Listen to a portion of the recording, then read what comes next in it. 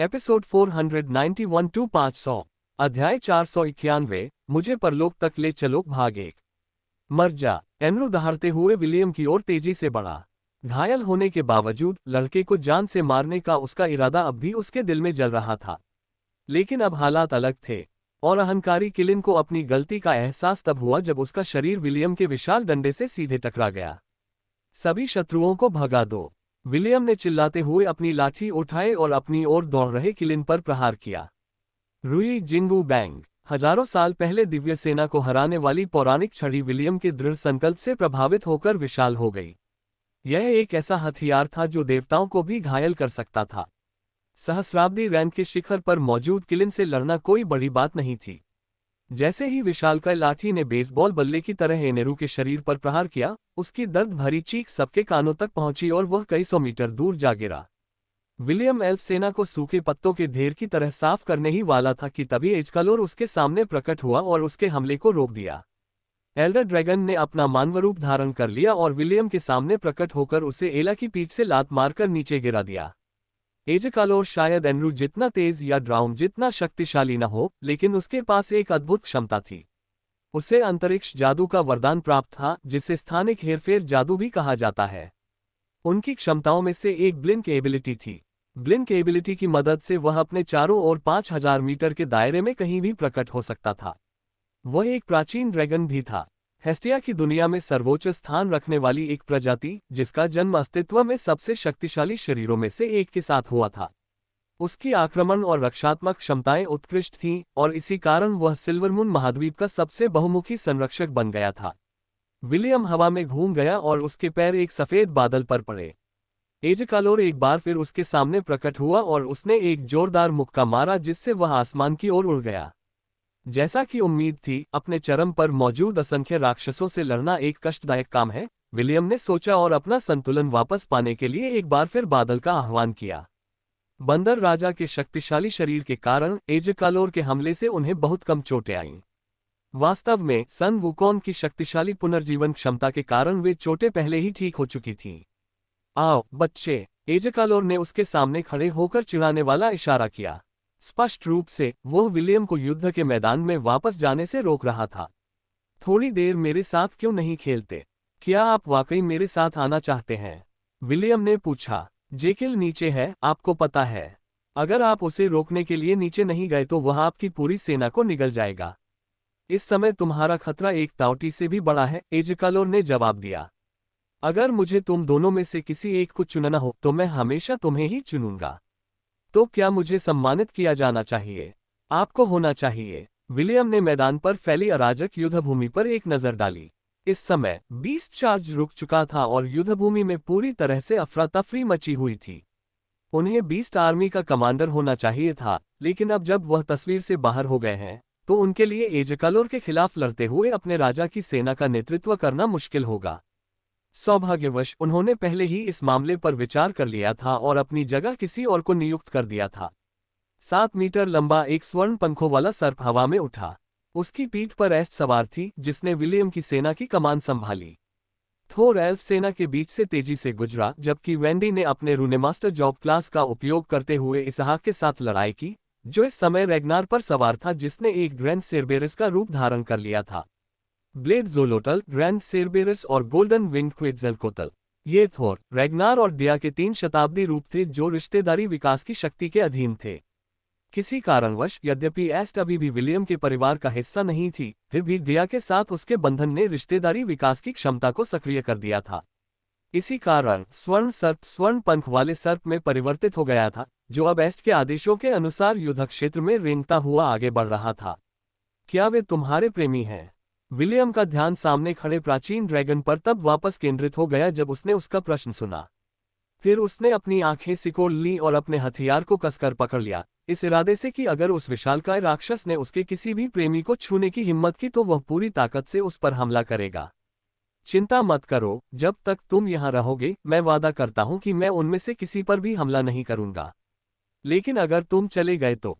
क्या ये धमकी है? विलियम ने पूछा। मैं, एजकालोर, धमकी नहीं देता। एजकालोर ने मुस्कुराते हुए अपनी ठुड्डी ऊपर उठाई। मैं तो बस एक तथ्य बता रहा हूँ। विलियम के हाथों में मौजूद सोने की छड़ी से धातु जैसी आवाज आए और विलियम ने लड़ने की मुद्रा अपना ली। बहुत खूब, चूंकि तुम खेलना चाहते हो तो मैं तुम्हारे साथ खेलूंगा। बाद में पछतावा मत करना। एजकालोर ने मुस्कुराते हुए एक लाल तलवार निकाली जो हल्की सी चमक रही थी। आओ बालक, मैं तुम्हें दिखाऊंगा कि स्वर्ग के परे भी एक स्वर्ग होता है। विलियम और एजकालोर के बीच संघर्ष के दौरान आकाश में कई शक्तिशाली विस्फोट हुए। प्राचीन ड्रैगन के हाथ में रुई जिंगू बैंक के बराबर का हथियार था और वह कोई और नहीं बल्कि ड्रैगन गॉड स्वॉर्ड था। एक सीड ब्रेक सक्रिय करो। एजकालोर के खिलाफ लड़ते हुए विलियम की अतिरिक्त संवेदी क्षमताएं तीव्र हो गईं। उसके पास पूरी ताकत लगाने के अलावा कोई चारा नहीं था क्योंकि उसका दुश्मन उससे एक रैंक ऊपर था। अपनी ब्लिंक क्षमता के अलावा एजकालोर अपने आसपास के स्थान को ठोस बना सकता था। उसने विलियम को एक स्थानिक धन में फंसाने की कोशिश की थी, लेकिन विलियम ने अपनी ताकत का इस्तेमाल करके उस अदृश्य कैद को तोड़ दिया था। हाँ, विलियम किसी तरह उस परेशान करने वाले टिमटिमाते ड्रैगन के ब्लाइंड स्पॉट तक पहुंचने में कामयाब रहा और उसने एक घातक हमला कर दिया। हालांकि उनकी निराशा के लिए बाद वाला व्यक्ति पलक झपकाते ही दूर हट गया और प्रभावी रूप से उनके हमले से बच गया। दोनों एक दूसरे से लड़ते हुए आकाश में इधर उधर भटक रहे थे। एजकालोर की उच्च पदवी के कारण विलियम नुकसान में था, लेकिन सन वुकोन की शक्तिशाली क्षमताओं और हथियार की बदौलत वह प्राचीन ड्रैगन के अधिकांश हमलों को रोकने में सक्षम रहा। इस बीच जमीन पर बेवकूफ चींटी-खोर, दुश्मन की सीमा में ज्यादा अंदर मत जाओ, पसोगलाव चिल्लाया और उसने एक वनभेड़िए के हमले को रोककर उसकी आंख में वार कर दिया, जिसने पीछे से उस पर छुपकर हमला करने की कोशिश की थी। ओए, वापस आओ यहाँ, बेवकूफ कासोगोनेगा।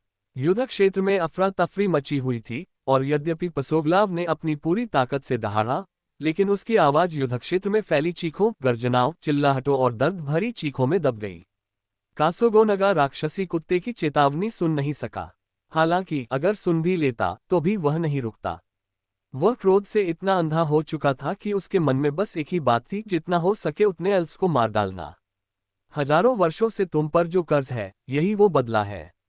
कासोगोनगा ने चीखते हुए अपने रास्ते में आने वाली हर चीज को चूर चूर कर दिया। अपनी कुछ शक्तियां पुनः प्राप्त करने के बाद वह अपने विध्वंसक रूप में नुकीले कांटे जोड़ने में सक्षम हो गया। फिर भी एल्फ भी कमजोर नहीं थे। इंद्रधनुषी रंग के चींटीखोर के उनके बीच घुस जाने के बाद उन्होंने उस पर चारों ओर से जादुई हमले किए और जो शारीरिक रूप से मजबूत थे उन्होंने उसका डटकर मुकाबला किया। यदि आकाश देवता अपनी चरम अवस्था में होते तो केवल अर्धदेव ही उनके उत्पात को रोक सकते थे। दुर्भाग्यवश उनकी शक्ति कम हो गई थी और अंततः एल्फ्स चींटीखोर को आगे बढ़ने से रोकने में सफल रहे।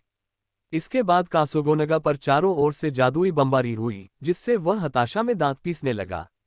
हालांकि उसके इंद्रधनुषी रंग के आवरण के कारण उसे हुए नुकसान को कुछ हद तक कम किया जा सका।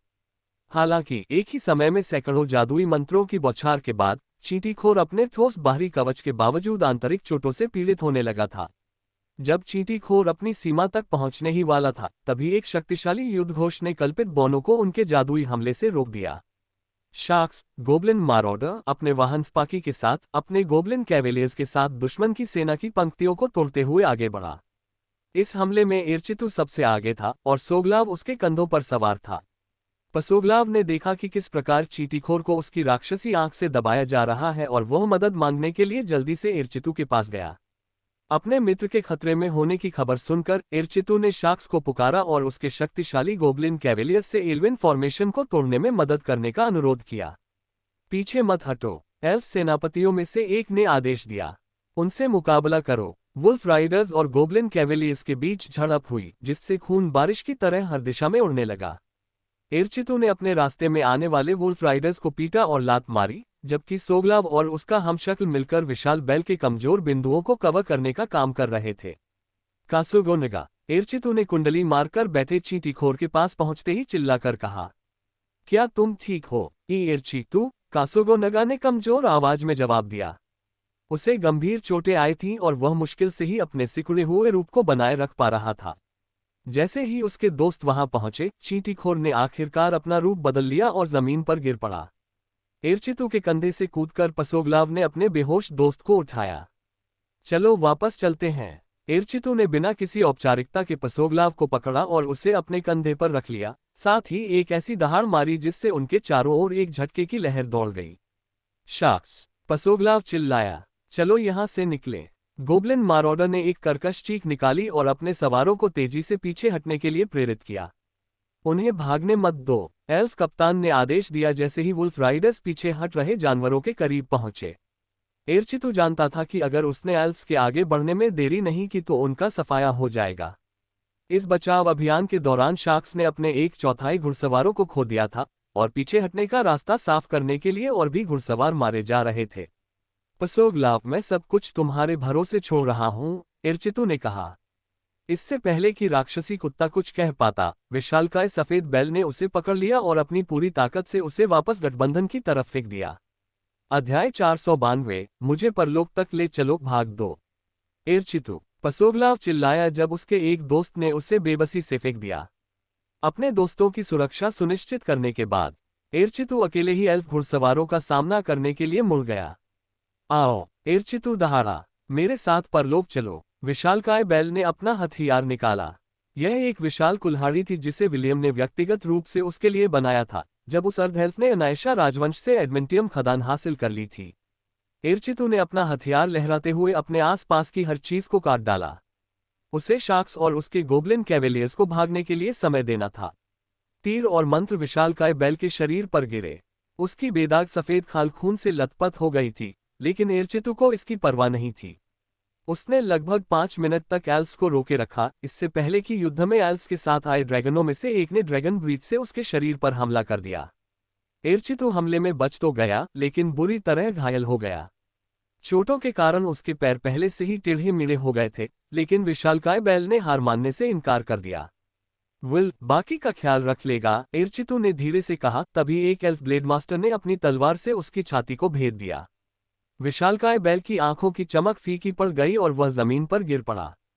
वुल्फ राइडर्स उस पर सवार होकर उसे खाने ही वाले थे कि ब्लेडमास्टर ने उन्हें रोक दिया। शायद उसकी बहादुरी के प्रति सम्मान के कारण या शायद गर्व के कारण, लेकिन उसने किसी को भी उस मिलेनियल बीस्ट के शरीर का अपमान करने की अनुमति नहीं दी जिसने अपने साथियों को बचाने के लिए अपनी जान जोखिम में डाली थी। एक वीर योद्धा को भोजन की तरह नहीं समझा जाना चाहिए, एल्फ ब्लेडमास्टर ने कहा। जाओ, मारने के लिए बहुत सारे जानवर हैं, तुम उन्हें खाकर अपना पेट भर सकते हो। इस बैल को अकेला छोड़ दो। वुल्फ राइडर्स जानते थे कि बातचीत की कोई गुंजाइश नहीं है, इसलिए वे अग्रिम पंक्ति को मजबूत करने के लिए आगे बढ़े। जैसे जैसे युद्ध जारी रहा, खून नदी की तरह जमीन पर बहने लगा। मनुष्य, कल्पित बौने और जानवर, कोई भी मृत्यु से नहीं बच पाया क्योंकि युद्ध की तीव्रता बढ़ती जा रही थी। इकारस और डेडलिस दोनों ही छद्म विशालकाय जीव थे। हालांकि उनके शरीर घावों और अन्य चोटों से भरे हुए थे, फिर भी उन्होंने अपने संप्रभु और अपनी जाति के लिए लड़ते हुए अपनी विशाल कुल्हाड़ियों को चलाना कभी नहीं छोड़ा। उन्होंने अपने द्वारा ली गई प्रतिज्ञाओं को निभाने और अपने द्वारा तोड़ी गई प्रतिज्ञा का प्रायश्चित करने के लिए इस युद्ध में भाग लिया था। ज्वालावान बैल, मिनोटॉर, लामासूस और मिनोटॉर जाति के अन्य सदस्य जंगली जानवरों की तरह नहीं, बल्कि योद्धाओं की तरह लड़ते थे। उनके ऊपर इंद्रधनुषी पक्षी नीचे उतरे और विलियम की लॉलीपॉप से निकले जादुई मिसाइलों से एल्फ्स पर हमला कर दिया। उनमें से कुछ ने विलियम द्वारा बनाए गए एसिड बम भी फेंके ताकि वे अपने आक्रमण की कमी को पूरा कर सकें। एसिड बम हवा में फट गए, जिससे एल्फ्स पर एक शक्तिशाली एसिड की बौछार हुई और वे दर्द से चीखने लगे। जिनकी आंखें प्रभावित हुई, वे तुरंत अंधे हो गए और उनके शरीर से धुआं उठने लगा क्योंकि एसिड उनके मांस को गला रहा था। तुम सब भाड़ में जाओ। विलियम ने जिस लाल पक्षी को B1 उपनाम दिया था, उसने कारपेट बॉम्बर प्लेन की तरह अपने उपकरण स्लॉट में रखे सभी एसिड बम गिरा दिए। ब्लू बर्ड B2 ने तब तक इंतजार किया जब तक बम एल्फ से कुछ ही मीटर ऊपर नहीं आ गए, फिर उसने उन पर जादुई मिसाइलों से हमला किया, जिससे एक शक्तिशाली रासायनिक विस्फोट हुआ और जो लोग दुर्भाग्य से प्रभाव बिंदु पर थे, वे सब नष्ट हो गए। ये कृत्य करने के बाद एक तीर उसके शरीर में जा लगा जिससे वह आकाश से नीचे गिर गया। भाड़ में जाओ, B2 ने कहा और अपने कब्जे में मौजूद एसिड बमों को छोड़ दिया, फिर खुद को विस्फोटित कर लिया, जिससे एक शक्तिशाली विस्फोट हुआ जिसने 20 मीटर के दायरे में सब कुछ झुलसा दिया। विलियम के एंग्रे पक्षियों ने बहादुरी से लड़ाई लड़ी, लेकिन उनके खतरे को भांपते ही सभी कल्पित बौनों ने उन्हें निशाना बना लिया। इससे इंद्रधनुषी पक्षियों के पास खुद को विस्फोटित करने के अलावा कोई विकल्प नहीं बचा, जिससे वे जितने हो सके उतने कल्पित बौनों को मार गिरा सकें। बेस्टियन और अन्य सेंटोर ने आकाश से उन पर हमला कर रहे ड्रैगनों पर एलिमेंटल तीर चलाए। विलियम के क्विवर ट्रीज की बदौलत सेंटोस को ऐसे एलिमेंटल एरो मिल गए जो ड्रैगन स्केल्स को नुकसान पहुंचाने के लिए काफी मजबूत थे। किलिन भी एक समस्या थे और उनकी तीव्र गति के कारण उनसे निपटने का कोई उपाय नहीं था। सौभाग्य से विलियम की सेना में एक ऐसा व्यक्ति था जो इन फुर्तीले जादुई जीवों को परेशान करने में सक्षम था। जेरेक्सिस हॉबगोब्लिन जादूगर अपने काले शल्कों वाले सैलामेंडर के ऊपर खड़ा होकर इधर उधर शून्य तीर चला रहा था। ये शून्य तीर सामान्य तीरों से भिन्न थे क्योंकि ये लक्ष्य उन्मुख शून्य तीर थे। विलियम की सेना में शामिल होने के बाद हॉबगोब्लिन विच डॉक्टर को विलियम द्वारा नाइट की उपाधि दी गई और उसे हॉबगोब्लिन आर्केन डॉक्टर में बदल दिया गया। डार्क और लाइफ मैजिक की दोहरी क्षमताओं के साथ जेरेक्स शक्तिशाली मंत्रों का निर्माण करने में सक्षम था जिनमें लक्ष्य तक पहुंचने की क्षमता थी। इनमें वॉर्ड एरो भी शामिल थे जिन्हें ये सैकड़ों की संख्या में दाग सकता था। हॉबगोब्लिन सरदार रेक्स उसके अंगरक्षक के रूप में उसके साथ खड़ा था। कई लोगों ने जेरेक्स पर हमला करने की कोशिश की, लेकिन ब्लैक स्केल्ड सैलामेंडर के शक्तिशाली शारीरिक और श्वास हमलों के कारण वे असफल रहे। नाइट की उपाधि प्राप्त करने के बाद जेरेक्स और उसके साथी जानवर का पद मिलेनियल रैंक के प्रारंभिक चरण में पहुंच गया था। विलियम को नहीं पता था कि यह कैसे हुआ, लेकिन ये हो गया और वह काफी आभारी था क्योंकि उसने एक ही नाइटहुड समारोह के माध्यम से न केवल एक बल्कि 2 मिलेनियल बीस्ट्स प्राप्त कर लिए थे। जेरेक्सिस का पद एक मानव आर्कमेज के समकक्ष था। इसी कारण जादुई कलाओं के मामले में वह एक शक्तिशाली योद्धा था।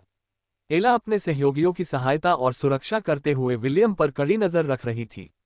इस समय वह स्पायर की देखभाल कर रही थी जो एक किलिन द्वारा किए गए हमले में लगी गंभीर चोट से उबर रहा था। स्पायर ने अभी अभी शताब्दी रैंक में प्रवेश किया था और वह सहस्राब्दी रैंक के एक दानव का मुकाबला नहीं कर सकता था।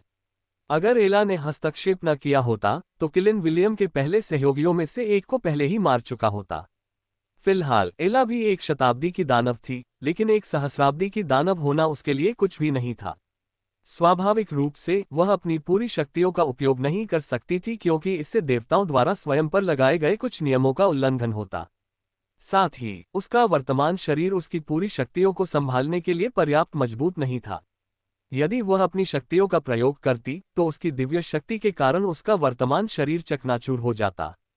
समय बीतता गया और दोनों पक्ष वर्चस्व के लिए लड़ते रहे।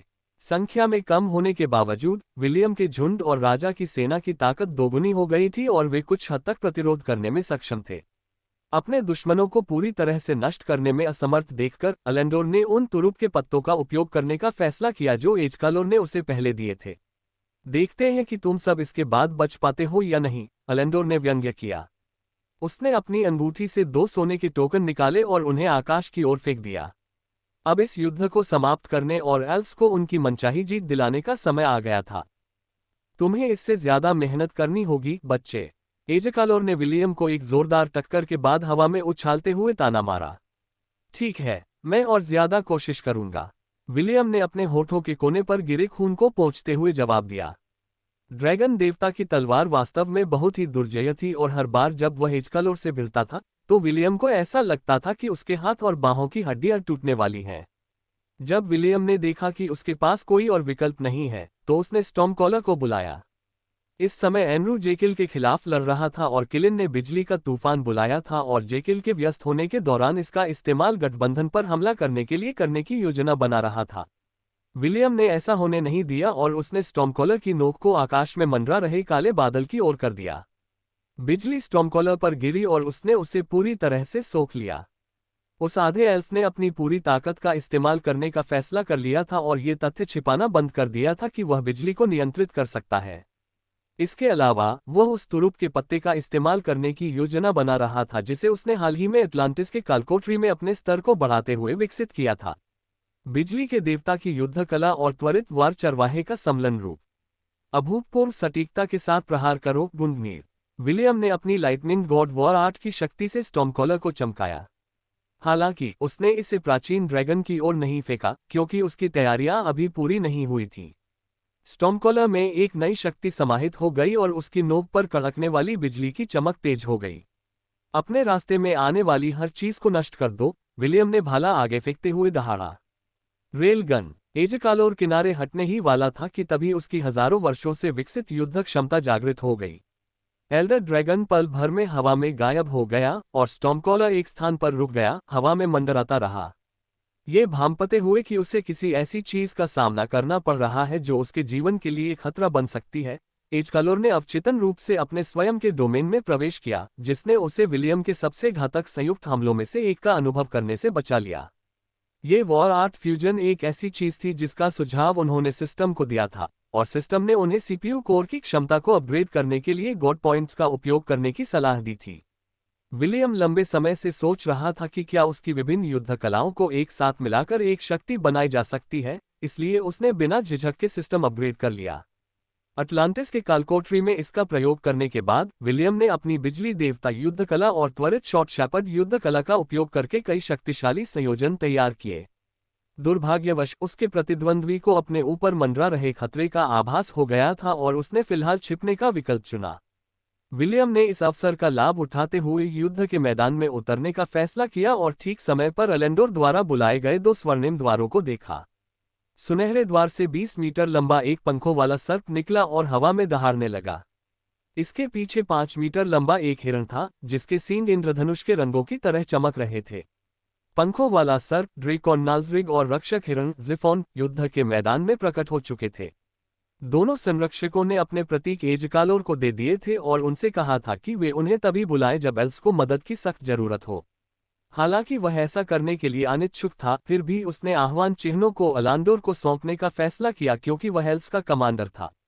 उन्होंने ये सुनिश्चित किया कि युवा कमांडर को उचित कारण के बिना उन्हें बुलाने के परिणामों के बारे में अच्छी तरह समझ आ जाए। चूंकि एल्स इस समय नुकसान में थे, इसलिए एलेंडोर ने बिना किसी झिझक के गार्जियन बीस्ट्स के 2 टोकन का उपयोग करके उन्हें सिल्वरमून महाद्वीप से बुलाने और युद्ध के मैदान में प्रकट होने की अनुमति दी। जेकिल एनरू से लड़ने में व्यस्त था, जबकि इकारस और डेडलेस अपने साथियों के साथ मिलकर एल्फ सेना के जादुई जानवरों से निपट रहे थे। ड्रैकॉन नाल्जरिग ने लाखों जीवों के बीच में खड़ी दिया को देखा और भौहें चढ़ा लीं। उसे महसूस हुआ कि सुनहरे पंखों वाली सर्प अभी भी युवा है और उसने अभी अभी अपना पहला विकास चरण पूरा किया है। नाल्जरिग ने दिया की ओर दहाड़ते हुए उसे अपनी इच्छा के आगे झुकने का आदेश दिया। हालांकि उसे आश्चर्य हुआ जब दिया ने पलटकर दहाड़ते हुए उसकी इच्छा को अस्वीकार कर दिया। दिया का जन्म विलियम के रक्त और डंजन कोर की शक्ति से हुआ था। वह कोई ऐसी पंखों वाली नागिन नहीं थी जो किसी के भी आदेश का पालन करती। विलियम ही उसका एकमात्र स्वामी था, उसके अलावा और उसकी चुनी हुई साथी एस्ट के अलावा दिया किसी के भी अधीन नहीं होती थी। नासमझ बच्चे, नाल्जरिग दहाड़ा, मुझे तुम्हें सबक सिखाने दो। हालांकि इससे पहले कि नाल्जरिग अपनी इच्छानुसार कुछ कर पाता, उसने आकाश से कुछ खतरनाक आने का आभास किया और तुरंत अपने शरीर को ड्रैकोनिक ऊर्जा के एक आवरण से ढक लिया। विलियम ने दिया पर हमला करने की हिम्मत करने वाले पंखों वाले सर्प पर अपना ग्रैंड बाजूका दाग दिया, जिससे आकाश में एक शक्तिशाली विस्फोट हुआ। एल्स के संरक्षक हिरण ज़िफोन ने अपना सिर उठाया और विलियम को हैरानी से देखा। उसे स्पष्ट रूप से विलियम के शरीर में किसी परिचित दैवीय शक्ति का आभास हो रहा था। फिर उसने चारों ओर नजर डाली और अपने मन में बने अनुमान की पुष्टि की। मिनोटॉर जाति, ज़िफोन ने सोचा, इसमें कोई शक नहीं है। ये बच्चा। विलियम दिया के पास पहुंचा और उसके सिर पर हाथ फेरते हुए बोला, चिंता मत करो, मैं उससे निपट लूंगा। एस्ट, पीछे से सेना की कमान संभालो। समझ गया, एस्ट ने जवाब दिया जैसे ही दिया सेना के पिछले हिस्से के पास वापस उड़ गई। विलियम एक बादल के ऊपर मजबूती से खड़ा था और अपने सामने प्रकट हो रहे नए खतरों को देख रहा था। पहले, हालांकि वे अभी भी नुकसान में थे, लेकिन स्थिति ठीक थी। हालांकि 2 अन्य संरक्षकों के आगमन ने उस संतुलन को बिगाड़ दिया था जिसे हासिल करने के लिए उन्होंने इतनी मेहनत की थी। हालांकि ड्रेकॉन नाल्जरिग और ज़िफोन ने अभी तक कुछ नहीं किया था, लेकिन उनके प्रकट होते ही एलायंस पर दबाव बढ़ गया। एल्फ सेना, एलायंस और बीस्ट सेना सभी पीछे हट गए और एक दूसरे से अलग हो गए। उनके चारों ओर लाखों की संख्या में मृत पड़े थे। मनुष्य, कल्पित बौने और जानवर सभी जमीन पर जीवनहीन पड़े थे। अध्याय 493, वे भावनाएं जिन्हें अब और रोका नहीं जा सकता, भाग 1।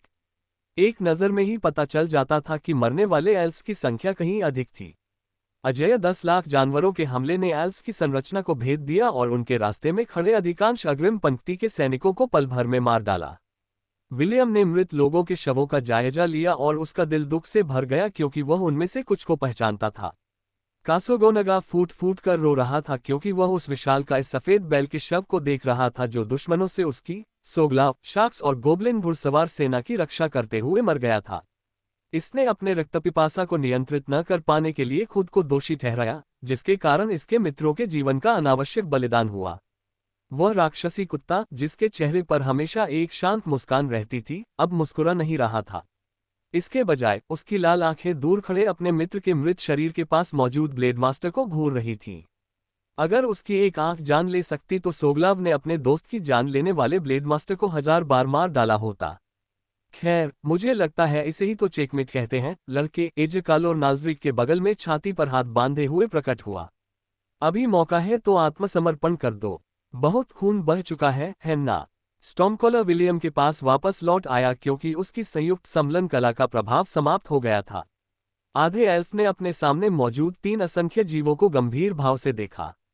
उन्हें जो शुरुआती बढ़त हासिल थी वह अब खत्म हो चुकी थी और लड़ाई एक बार फिर एल्फों के पक्ष में झुक गई थी। योजक चिन्ह। यह एक अप्रत्याशित घटनाक्रम था।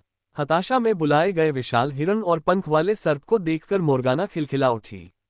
बेचारा डार्लिन, लगता है अब वो बड़ी मुसीबत में फंस गया है। महारानी सिडोनी ने इस दृश्य को शांत भाव से देखा।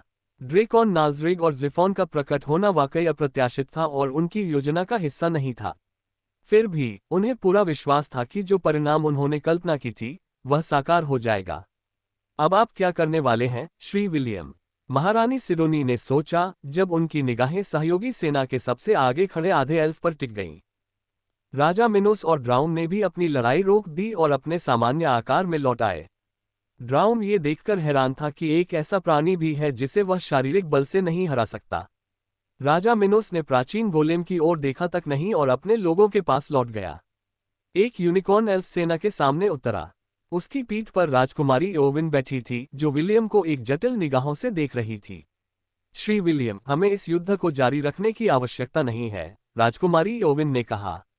जैसा कि मैंने पहले भी कहा था, हम समझौता कर सकते हैं। आप इस देश के राजा बन सकते हैं, जबकि यह एल्व्स के शासन के अधीन रहेगा। अब किसी को भी चोट पहुंचाने की आवश्यकता नहीं है, इसलिए कृपया इस पर विचार करें, श्री विलियम। विलियम ने राजकुमारी को तिरछी नजर से देखा और फिर अपनी निगाहें जिफॉन की ओर घुमा लीं। जब विलियम ने सीधे उसकी ओर देखा तो एल्व्स के संरक्षक हिरण की रीढ़ में एक सिहरन दौड़ गई। राजकुमारी ओविन, आपका प्रस्ताव अच्छा है, लेकिन मैंने पहले ही कहा है कि मैं प्रभुत्व नहीं चाहता, विलियम ने उत्तर दिया। साथ ही इस वार्ता में अंतिम निर्णय लेने का अधिकार आपका नहीं है। आप जो चाहती हैं वह उन लोगों की इच्छा नहीं है जिन्होंने इस युद्ध को भड़काया है। मैं आपसे निवेदन करूंगा कि आप एक तरफ हट जाएं और व्यर्थ की राजनीति में न पड़ें। विलियम का जवाब सुनकर राजकुमारी ओवेन शर्म से लाल हो उठी। वह अब भी एल्व्स की राजकुमारी थी और उस लाल बालों वाले लड़के का ये कहना कि बातचीत में अंतिम निर्णय उनका नहीं होगा, उनके दिल को बहुत दुख पहुंचाया। ये देखकर एलेंडोर को राजकुमारी का दिल जीतने का सुनहरा मौका मिल गया। वह तुरंत आगे बढ़ा और विलियम को उसकी दुर्घटना के लिए फटकार लगाई। तुम्हारी हिम्मत कैसे हुई महारानी का अपमान करने की? एलेंडोर ने पूछा। वह हमारी राजकुमारी हैं, स्वाभाविक रूप से वह हम सबका प्रतिनिधित्व करती हैं। विलियम ने अपना ध्यान एलेंडोर की ओर मोड़ते हुए तेवर चढ़ा लिए। क्या तुम बोलना बंद कर सकते हो? विलियम ने युवा एल्फ कमांडर की ओर उंगली उठाई। मुझे नहीं पता कि किस मूर्ख ने तुम्हें इस पद पर बिठाया है, लेकिन इस बातचीत में तुम उस राजकुमारी की तरह ही बेकार हो। तुम्हारी बातों का कोई महत्व नहीं है। एलेंडोर को विश्वास नहीं हो रहा था कि विलियम में उसे यह कहने की हिम्मत कैसे हुई कि वह राजकुमारी की तरह ही बेकार है। मैं इस अभियान का कमांडर हूं। तो विलियम ने चिढ़कर कहा। फिर उसने घमंड से अपनी ठुड्डी ऊपर उठाए और शफेल की ओर इशारा किया, जो एलेंडोर से कुछ ही दूरी पर खड़ा था। तो मुझे बताओ, क्या तुम अपने बगल में खड़े उस बूढ़े एल्फ को आदेश दे सकते हो कि जब तक तुम बातचीत संभालते हो वह तुम्हारी सेना के पीछे चला जाए? एलेंडोर कुछ और कहने ही वाला था कि विलियम की बातें सुनकर उसका गला भर आया। लाल बालों वाले लड़के ने जिस बूढ़े एल्फ का जिक्र किया था वह उसके कबीले का मुखिया था। चाहे उसे हिम्मत से भरी बोतल ही क्यों न दे दी जाए, बातचीत के दौरान वह अपने मुखिया को सेना के पीछे जाने का आदेश देने की हिम्मत नहीं कर सकता था। देखा, विलियम ने ताना मारा, तुम तो बस अपने खानदान को शान दिखाने के लिए एक मोहरे हो। चूंकि इस मामले में तुम्हारी कोई राय नहीं है तो चुप रहो। अपने सीने पर हाथ बांधे कॉनर विलियम के इस कथन पर जोर से हंस पड़ा। हालांकि वह और विलियम केवल अस्थायी सहयोगी थे, लेकिन उसे यह बात पसंद आई कि लड़के ने राजकुमारी और एल्व्स के अभिमानी कमांडर को उनकी औकात दिखा दी। एलेंडोर ने अपने चेहरे के भावों को बिगड़ने से रोकने के लिए अपनी पूरी इच्छाशक्ति का इस्तेमाल किया। हाफ एल्फ ने घोषणा की थी कि वह केवल एक प्रॉप कमांडर है। हालांकि वह अपने शब्दों का खंडन करना चाहता था, उसे डर था कि विलियम कुछ ऐसा कह देगा जिससे उसकी और भी ज्यादा बेइज्जती होगी। कुछ कहने के बजाय अलांडोर ने अपना हाथ उठाया और एल्फ्स रास्ता देने के लिए अलग हो गए। खून से लथपथ एरचितु का शरीर जादू से उठाकर अलांडोर के बगल में रख दिया गया। युवा कमांडर ने विलियम पर उपहास करते हुए अपनी तलवार उस राक्षस के सिर में घोंप दी जिसने अपने साथियों की रक्षा के लिए अपने प्राणों का बलिदान दिया था। अलेंडोर की हरकत देखकर विलियम की आंखें फटी रह गईं। कासोगोनगा चिल्लाया और सोगला अवगुर्राया। 1020 डोमेन के निवासी घृणा से एलेंडोर को घूर रहे थे, लेकिन एल्फ ने पलक भी नहीं झपकाए और अपना काम जारी रखा। कुछ समय बाद एरचितु के सिर से एक विशालकाय पिंड निकाला गया। ये बैंगनी रंग का था और इसमें अपार ऊर्जा समाहित थी, जिसका उपयोग लोग हेस्टिया की दुनिया में अपना पद बढ़ाने के लिए करते हैं। शेफेल ने बगल से मुस्कुराते हुए अपने पोते के जवाबी हमले का समर्थन किया। विलियम का गुस्से से भरा चेहरा इस बात का पुख्ता सबूत था कि एलेंडोर उसे क्रोधित करने में सफल हो गया था। ये बीस्ट कोर अच्छा है, एलेंडोर ने मुस्कुराते हुए कहा। मुझे पूरा यकीन है कि इसकी सारी ऊर्जा को अवशोषित करने के बाद मेरा रैंक बढ़ जाएगा। इकारस और डेडलिस ने अपने हथियार कसकर पकड़े और आगे बढ़ने ही वाले थे कि राजा मिनोस ने उन दोनों की भुजाएं पकड़ ली और अपना सिर हिला दिया। कुछ मत करो, राजा मिनोस ने कहा। कोई और तुम्हारे लिए कर देगा। एलेंडोर ने अपने हाथ में मौजूद बीस्ट कोर को थपथपाया और विलियम को घमंडी मुस्कान दी। विलियम के शरीर से हत्या का इरादा उमड़ रहा था, लेकिन एल्फ कमांडर डरा नहीं। उसके चारों ओर सिल्वरमून महाद्वीप के 5 संरक्षक मौजूद थे, इसलिए उसे डरने का कोई कारण नहीं था। एनरू मुस्कुराया क्योंकि वह विलियम से दिल से नफरत करता था। हाफ एल्फ को गुस्सा दिलाने वाली कोई भी बात उसे मंजूर थी। तुम्हें ऐसा करना ही था, है ना? विलियम ने दांत पीसते हुए कहा। जी, क्या बात है? एलेंडोर हंसते हुए बोला। क्या युद्ध में जीत का आनंद लेना विजेता का कर्तव्य नहीं होता? सब लोग, आज रात हम सब मिलकर गोमांस की सूखी सब्जी खाएंगे। यहाँ बहुत सारी ताज़ी कटी हुई गाय हैं। मुझे यकीन है कि हम सब पेट भर खाएंगे। अपने कमांडर के शब्दों का समर्थन करते हुए एल्व्स ने एक साथ जयकार की। फिर उन्होंने हजारों जलते हुए बैलों और लामसूओं को देखा जो मर चुके थे। उनके अंदर मौजूद बीस्ट कोर अभी भी अपनी जगह पर थे, और एल्व्स उनके महत्वपूर्ण हिस्सों को अलग करके ठीक से संग्रहित करने के बाद उनका प्रसंस्करण करेंगे। विलियम के चेहरे पर फिर से सामान्य भाव आ गए जब उसने एलेंडोर को ऐसे देखा जैसे वह किसी मरणासन व्यक्ति को देख रहा हो। कुछ बातें ऐसी थीं जिन्हें वह नज़रअंदाज कर सकता था, और कुछ ऐसी थीं जिन्हें वह नहीं कर सकता था। जब उसने देखा कि एलेंडोर ने एरचितु के शरीर का अपमान किया है और अब वह मिनोटोर जाति के उन सदस्यों को भी खाने के बारे में सोच रहा है जिन्होंने उसके लिए बहादुरी से लड़ाई लड़ी और लड़ते हुए अपनी जान दे दी, तो वह लगभग अपना आपा खो बैठा था। अक्षम्य, विलियम ने अपने बालों की कुछ लंटें तोड़कर उन पर फूंक मारते हुए बुदबुदाया। पल भर में वे लंटें 7 क्लोन में बदल गईं, जिन्होंने हवा में कलाबाजी करते हुए सफेद बादलों पर छलांग लगा दी। विलियम ने बालों की कुछ और लंटें खींची, फिर और भी। उसने उन सभी पर फूंक मारी और अब विलियम के ऊपर हवा में 30 क्लोन तैरने लगे। जोर से चिल्लाते हुए इन क्लोनों ने अपनी आभा छोड़ी जिससे ड्राउन का चेहरा उतर गया। सभी क्लोन संत के पद पर थे। ये पद बाकी किसी भी संरक्षक के बराबर नहीं था, लेकिन फिर भी उसे किसी न किसी तरह कुछ गड़बड़ महसूस हो रही थी। ड्राउन और एनरू, क्या आपको याद है जब हम पहली बार मिले थे? विलियम ने अपने हाथ में छड़ी को मजबूती से पकड़ते हुए पूछा। क्या आपको वह विदाई उपहार याद है जो मैंने पिछली बार आप दोनों को दिया था? ड्राउन और एनरू के चेहरे तुरंत गंभीर हो गए। वे उस दृश्य को कैसे भूल सकते थे जब विलियम ने जेकिल के साथ भागते समय 2 मील चौड़ी जली हुई धरती छोड़ दी थी। Quick shot war art 4th form. सभी क्लोनों ने अपने डंडे अपने सामने खड़ी एल्फ सेना की ओर तान दिए।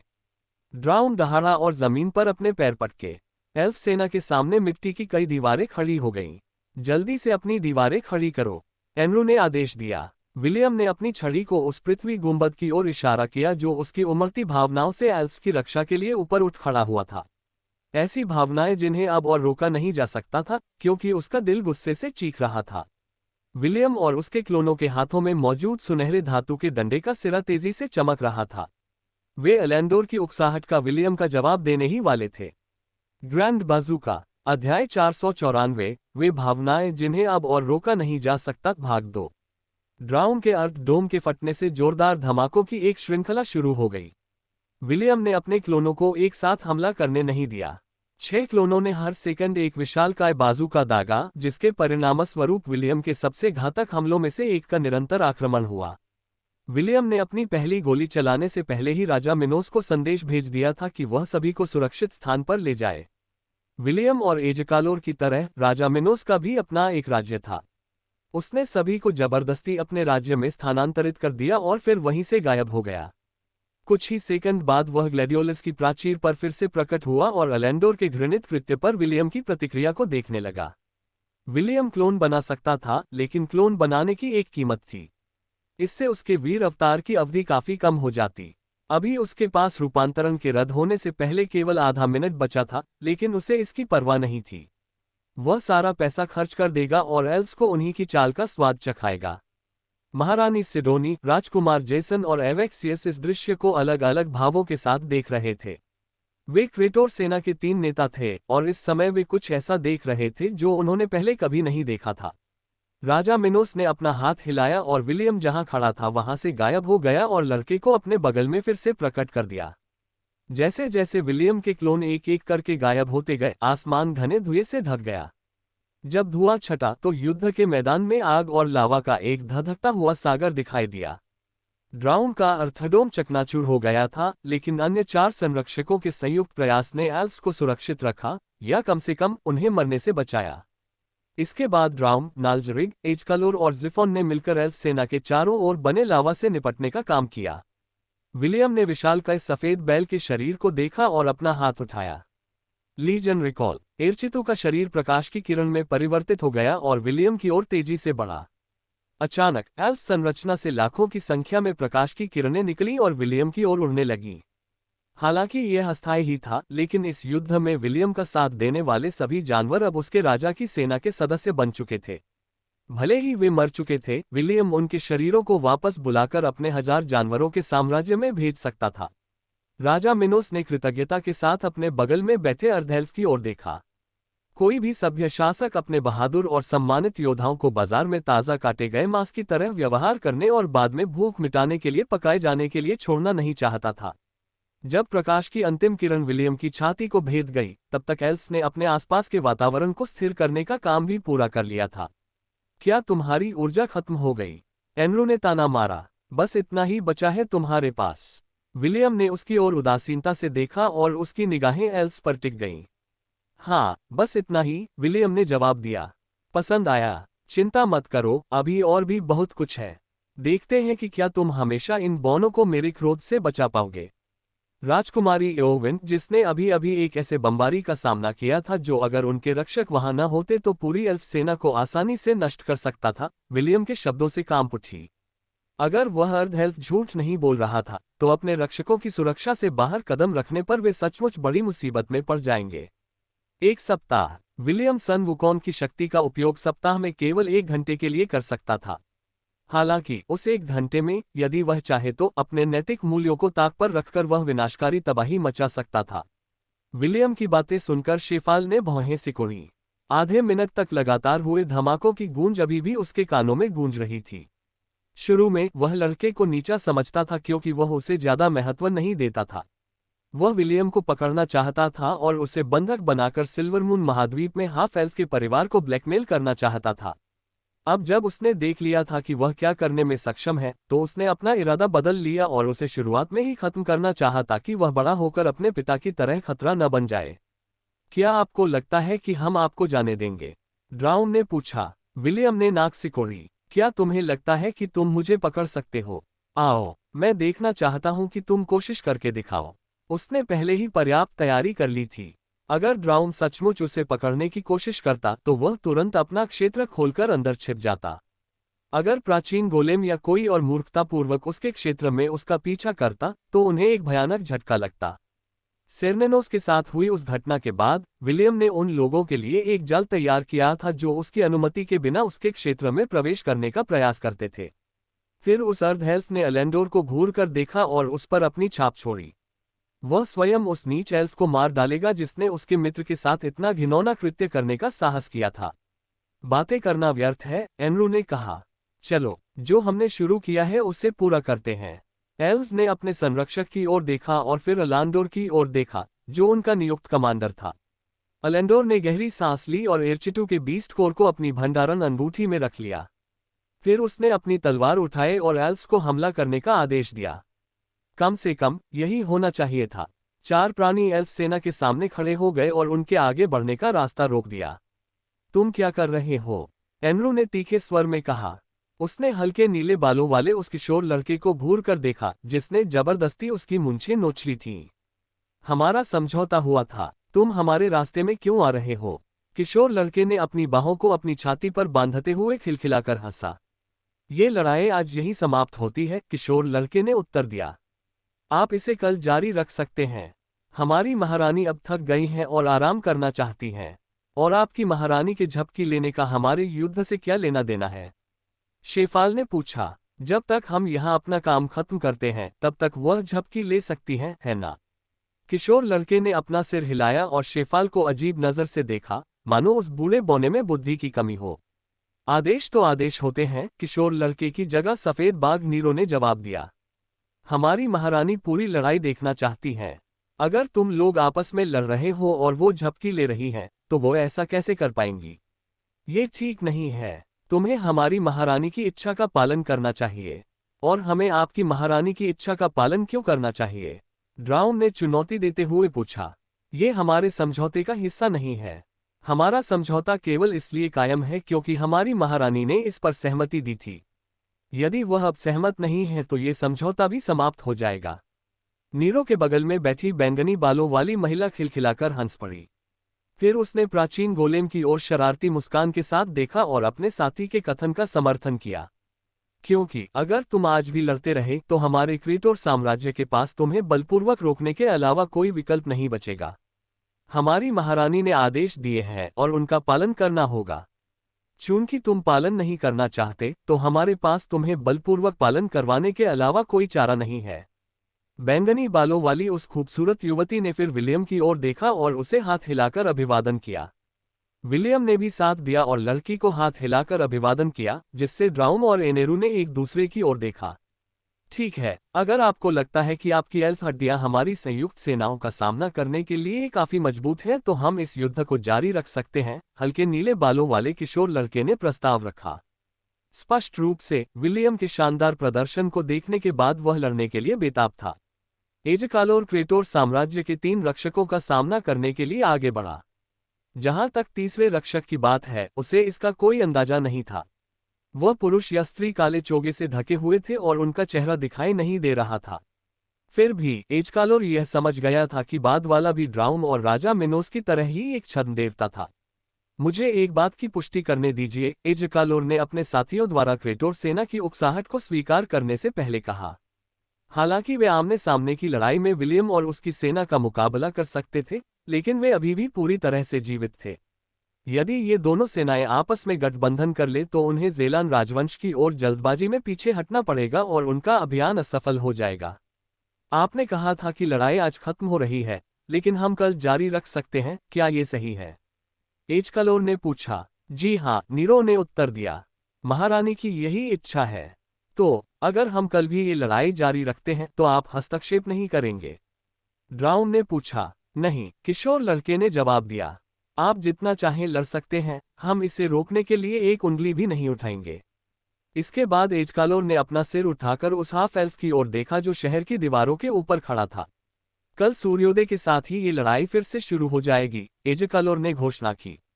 इस समय का उपयोग हमारी राजकुमारी के प्रस्ताव पर विचार करने के लिए करें। भले ही इस अभियान में उनके पास कोई अधिकार न हो, फिर भी वह एल्फ राजा की पुत्री है। एजकालोर मुड़ गया क्योंकि वह पहले ही अपनी बात कह चुका था।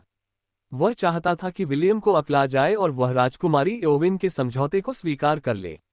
जिफोन ने विलियम को देर तक घूर कर देखा, फिर अपना सिर घुमाकर एजकालोर के साथ एल्विन शिविर की ओर लौट गया। संभव हो तो वह विलियम से लड़ना नहीं चाहता था, क्योंकि उसने पहले ही जान लिया था कि वह कौन है। ड्राउन ने राजा मिनोस को घूर कर देखा और फिर जमीन में समा गया। हालांकि उसके चेहरे पर यह जाहिर नहीं हुआ, लेकिन मिनोटॉर राजा के साथ युद्ध ने उसे पूरी तरह थका दिया था। उसने कभी नहीं सोचा था कि एक साधारण दानव राजा उससे बराबरी के मैदान पर लड़ पाएगा, भले ही प्राचीन गोलेम पहले से ही पृथ्वी की शक्ति का पूरी ताकत से उपयोग कर रहा था। अलेंडोर ने अनिच्छा से एल्फ शिविर में लौटने का आदेश दिया। वह जानता था कि विलियम कहीं नहीं जा रहा है, और गार्डियंस ने पहले ही अपना रुख स्पष्ट कर दिया था। लड़ाई अब कोई विकल्प नहीं था, इसलिए उसने पीछे हटने का आदेश देने का फैसला किया। राजा मिनोस ने हाथ हिलाकर उन सभी को रिहा कर दिया जिन्हें उसने जबरदस्ती अपने राज्य में कैद कर लिया था। उन सभी ने बाहर जो कुछ हुआ था वह देख लिया था, क्योंकि राजा मिनोस ने उन्हें देखने की अनुमति दी थी। महल के अंदर अपने अस्थायी निवास पर लौटते हुए कॉनर ने गुस्से से नाक सिकोड़ी। उन्हें अगली लड़ाई की तैयारी के लिए 1 दिन का समय दिया गया था, और वह उस समय का उपयोग साजिश रचने और बढ़त हासिल करने का तरीका खोजने के लिए करेगा। इयान विलियम के पीछे प्रकट हुआ और उसके शरीर को सहारा दिया। आध्यात्मिक जगत में उसके सहारे के कारण आधा एल्फ बड़ी मुश्किल से खड़ा हो पा रहा था। वह दुश्मन को कमजोरी का कोई संकेत नहीं देना चाहता था, इसलिए उसने हिम्मत नहीं हारी और तब तक मजबूती से खड़ा रहा जब तक वे सुरक्षित रूप से अपने शिविर में वापस नहीं आ गए। अभी आराम करो, इयान ने कहा। मैं तुम्हें खाने के समय जगा दूंगा। विलियम ने आंखें बंद करते हुए कमजोर स्वर में सिर हिलाया। सच कहें तो मिनोटॉर जाति पर आई कमजोरी को दूर करने के प्रयास से वह अभी भी थका हुआ था। लगातार ऐसा करने से उसके शरीर और मन पर बुरा असर पड़ा था। आराम करने के बावजूद थकान पूरी तरह से दूर नहीं होती थी। जब उसका प्रेमी आखिरकार उसकी बाहों में सो गया तो इयान ने राहत की सांस ली। सच कहूं तो वह भी थकी हुई थी, लेकिन उसकी थकान विलियम की थकान के मुकाबले कुछ भी नहीं थी। वैंडी, एस्ट और सेलिन ने बारी बारी से विलियम की हालत की जांच की ताकि पता चल सके कि युद्ध के दौरान उसे कोई गंभीर चोट तो नहीं आई है। सौभाग्य से ऐसा नहीं था, इसलिए उन्होंने विलियम को महल के एक कमरे में आराम करने के लिए ले जाने का फैसला किया। राजा मिनोस ने देखा कि लाल बालों वाले चरवाहे को उसके प्रियजन अपने साथ ले जा रहे हैं। एरियाड ने, हमारे जीतने की क्या संभावना है? राजा मिनोस ने पूछा। तुम्हारी दृष्टि में भविष्य में क्या संभावनाएं हैं? उसके बगल में एक पोर्टल प्रकट हुआ और मिनोटॉर के अभयारण्य के अंदर विलियम की देखभाल करने वाली युवती उससे बाहर निकली। कई संभावनाएं हैं और उनमें से एक को छोड़कर बाकी सभी एक ही अंजाम की ओर ले जाती हैं, एरिडने ने आकाश में छाए गहरे भूरे बादलों को देखते हुए जवाब दिया। लेकिन वह भविष्य केवल एक संभावना है और उस भविष्य के लिए जो कीमत चुकानी पड़ेगी वह पूरी दुनिया को प्रभावित करेगी। क्या यह इतना बुरा है? राजा मिनोस ने एक बार फिर पूछा। एरियाडने ने हल्की सी मुस्कान बिखेरी और सिर हिलाया। वह भविष्य के बारे में इतना नहीं सोच सकती थी, बल्कि वह भविष्य के बारे में इतना सोच ही नहीं सकती थी। उसे बस इतना पता था कि सुबह होने से पहले कोई फैसला लेना ही होगा। यह एक ऐसा निर्णय था जो केवल सोता हुआ चरवाहा ही ले सकता था। अध्याय 495, वह चीज जो दुनिया को नष्ट कर सकती है। क्रेटोर सेना के शिविर में युवा महारानी अपने मुलायम बिस्तर पर करवटें बदल रही थी। किसी कारणवश उन्हें बेचैनी महसूस हो रही थी। उसने क्रेटोर साम्राज्य के रक्षकों से युद्ध में हस्तक्षेप करने का अनुरोध किया था ताकि विलियम को कुछ राहत मिल सके। इससे हाफ एल्फ उसके प्रति कृतज्ञ महसूस करेगा और यही वह आधार बनेगा जिसकी तैयारी वह सुबह होने पर कर रही थी। हालांकि एल्स को 2 और शक्तिशाली रक्षक मिल गए थे, फिर भी उसे पूरा भरोसा था कि उसकी योजना अभी भी पूरी हो सकती है। लेकिन अचानक उसके दिल में बेचैनी सी छा गई और उसे समझ नहीं आ रहा था कि यह बेचैनी कहां से आ रही है। नींद नहीं आ रही। मोर्गाना ने अपनी साथी को गले लगाया जो बेचैन लग रही थी। दोनों एक ही शरीर में थीं, इसलिए ये स्वाभाविक था कि वह सिडोनी के मौजूदा मूड को भांप सकती थी। मैं बेचैन महसूस कर रही हूँ, सिडोनी ने जवाब दिया। मुझे लग रहा है कि कल कुछ अप्रत्याशित होने वाला है। मोर्गाना ने सिर हिलाया। हालात वाकई इस युद्ध के अपेक्षित परिणाम से बिल्कुल उलट हो गए थे। पहला बदलाव विलियम द्वारा मिनोटॉर जाति की मदद हासिल करना था। दूसरी घटना सिल्वरमून महाद्वीप के 2 संरक्षकों का आगमन था। जो एक बार घटित होता है वह दोबारा कभी नहीं घटित हो सकता, लेकिन जो 2 बार घटित होता है वह तीसरी बार अवश्य घटित होगा। बड़ी बहन, तुम कोई मदद नहीं कर रही हो। मोर्गाना खिलखिलाकर हंसी और अपने साझा मानसिक परिदृश्य के भीतर सिडोनी के कान को हल्के से चुटकी ली। जो बातें आपके नियंत्रण से बाहर हैं उनके बारे में चिंता करना समय की बर्बादी है। केवल उन्हीं चीजों पर ध्यान केंद्रित करें जिन्हें आप नियंत्रित कर सकते हैं। चाहे कुछ भी हो जाए, सुबह होने पर हमें पता चल जाएगा। अभी आराम करें। पर्याप्त आराम करने के बाद आप स्पष्ट रूप से सोच पाएंगे। बड़ी बहन, मेरी जगह ले लो। ठीक है, क्लोजिंग स्क्वायर ब्रैकेट। मोर्गाना ने सिडोनी के शरीर पर कब्जा कर लिया, जबकि सिडोनी ने अपने साझा मानसिक परिदृश्य में एक कोकून बुन लिया। बाहरी दुनिया की चिंता किए बिना रात को सोने का यही एकमात्र तरीका था। चूंकि उसका जीवनसाथी कमान संभाल रहा था, इसलिए वह बिना किसी चिंता के आराम कर सकती थी। मोर्गाना नर्म पलंग पर लेटी हुई लोरी गुनगुना रही थी। केवल सिडोनी ही चिंतित नहीं थी। वह अपनी चिंता को बेहतर ढंग से छिपा पा रही थी, क्योंकि वह युवा महारानी का सहारा थी। डार्लिंग, कोई बेवकूफी भरी हरकत मत करना, मोर्गाना ने धीरे से कहा और आराम करने के लिए अपनी आंखें बंद कर लीं। योजक चिन्ह। हेलेन साम्राज्य के शाही महल के अंदर विलियम, कॉनर, राजा मिनोस, राजकुमार अलारिक और कुछ अन्य लोग सम्मेलन कक्ष के अंदर एकत्रित हुए। कुछ मिनट पहले तक बहस काफी गर्मागर्म थी, लेकिन अब सब शांत थे। हालांकि शहर की दीवारें मजबूत थीं, लेकिन एल्व्स को उन्हें तोड़ने में ज्यादा समय नहीं लगेगा। कॉनर ने सच बता दिया और स्वीकार किया कि फिलहाल वे केवल उड़ान पर प्रतिबंध लगाने का ही जादू इस्तेमाल कर सकते हैं। इसमें उड़ान जादू भी शामिल है, इसलिए उन्हें जादुई जानवरों या कल्पित बौनों के बारे में चिंता करने की जरूरत नहीं थी, जो अपनी पवन जादू का उपयोग करके दीवारों के पार उड़कर उनसे युद्ध में उलझ सकते थे। फिर भी इससे ये तथ्य नहीं बदला कि वे दूर से ही शक्तिशाली जादुई हमलों से दीवारों पर बमबारी कर सकते थे। राजा मिनोस शायद ड्राउन को व्यस्त रखने में सक्षम हो, लेकिन 4 और संरक्षक थे जिनसे निपटना था। विलियम ने भी अपना वीर अवतार इस्तेमाल कर लिया था और उसे दोबारा इस्तेमाल करने के लिए 1 सप्ताह तक इंतजार करना पड़ा। लगता है शहर के अंदर लड़ाई होने वाली है, जेकिल ने अपनी सीट पर पीछे झुकते हुए कहा। फिर भी मुझे समझ नहीं आ रहा, शहर के दूसरे तल की रक्षा करने वाली दीवारें शहर के दरवाजों से ज्यादा मजबूत क्यों हैं?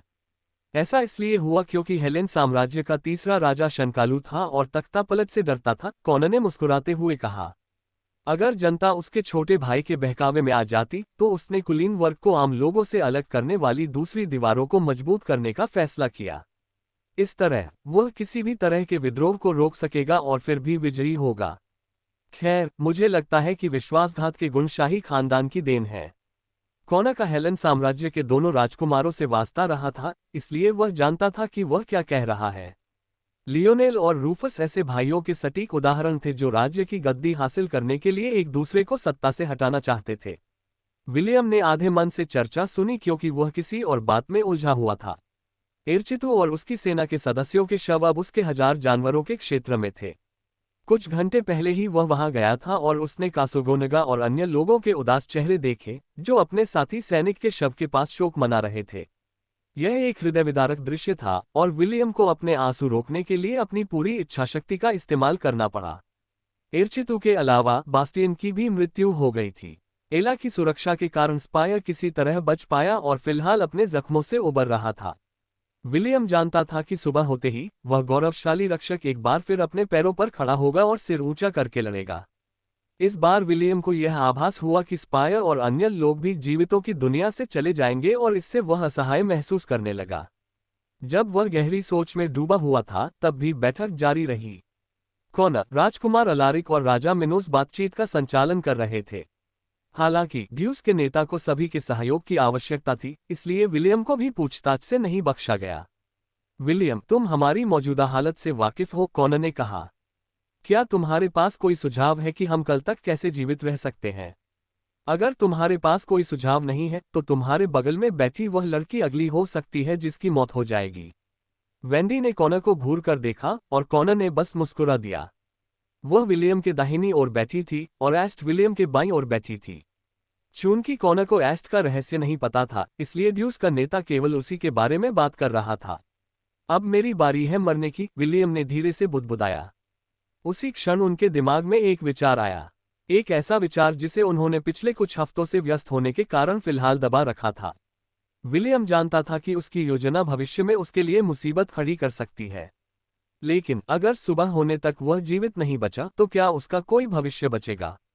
मुझे कहीं जाना है, विलियम ने कॉनर की ओर देखते हुए सिर ऊपर उठाया और कहा। वापस आने में थोड़ा समय लग सकता है, लेकिन मैं वादा करता हूं कि मैं जरूर लौटूंगा। मतलब, आप चाहते हैं कि हम आपको कुछ समय दें? कॉनर ने भौहें चढ़ाते हुए पूछा। आपको कितना समय चाहिए? सूर्योदय के बाद 1 घंटा, 2 घंटे। ड्यूस के नेता ने विलियम को देखते हुए व्यंग्यात्मक मुस्कान दी। उन्हें उम्मीद थी कि लड़के के पास अभी भी कुछ और तरकीबें होंगी जो उसने कल की लड़ाई के लिए बचा रखी होंगी, लेकिन विलियम ने केवल इतना कहा कि उसे कहीं जाना है। अपने पद पर आसीन होने के कारण कॉनर विश्वासघात से अपरिचित नहीं था। हालांकि वह जानता था कि इसकी संभावना बहुत कम है, फिर भी वह इस भावना को दूर नहीं कर पा रहा था कि विलियम ये सब बातें सिर्फ इसलिए कह रहा है ताकि वह बच सके। इस समय एजेकाल, जिफोन और राजकुमारी ओवेन जैसे कुछ लोगों को छोड़कर बाकी सभी एल्फ विलियम को मारना चाहते थे। वे सभी विलियम को पकड़ना चाहते थे ताकि उसे यातना देकर कैद कर सकें। मैं ये कहना नहीं चाहता, लेकिन क्या तुम भागने की योजना बना रहे हो? कॉनर ने पूछा। विलियम का यह नहीं है, एस्ट ने निडर होकर कॉनर को घूरते हुए जवाब दिया। तुम्हें नहीं पता उसने कैसी कैसी लड़ाइयां लड़ी हैं, ऐसी लड़ाइयां जिनमें उसके जीतने की संभावना न के बराबर थी। वह, जरा रुको नौजवान, मैं ये नहीं कह रहा कि विलियम काया है। कॉनर ने एस्ट को आगे कुछ भी कहने से पहले ही रोक दिया। मैं बस ये जानना चाहता हूं कि जब हम मर रहे होंगे तो वो क्या करने की योजना बना रहा है ताकि उसे कुछ समय मिल सके। क्या मैं कुछ ज्यादा ही मांग रहा हूं? मुझे नहीं लगता। कॉनर को विलियम की उपलब्धियों से कोई लेना देना नहीं था। उसने कई नेक लोगों को अपनी जान बचाने के लिए पाला बदलते देखा था। कॉनर की नज़र में कोई भी निर्दोष नहीं था, यहां तक कि सिल्वरमून महाद्वीप की संत भी नहीं। मुझे खेद है, लेकिन मैं आपको नहीं बता सकता, विलियम ने अपने विचारों को व्यवस्थित करने के बाद कहा। कॉनर ने सिर हिलाया। ठीक है, अच्छा, तो फिर हमारे पास बात करने के लिए और कुछ नहीं है। अगर तुम भागना चाहते हो तो भाग जाओ, मैं तुम्हें नहीं रोकूंगा। मेरे आदमी और मैं तुम्हारी खातिर नहीं मरेंगे।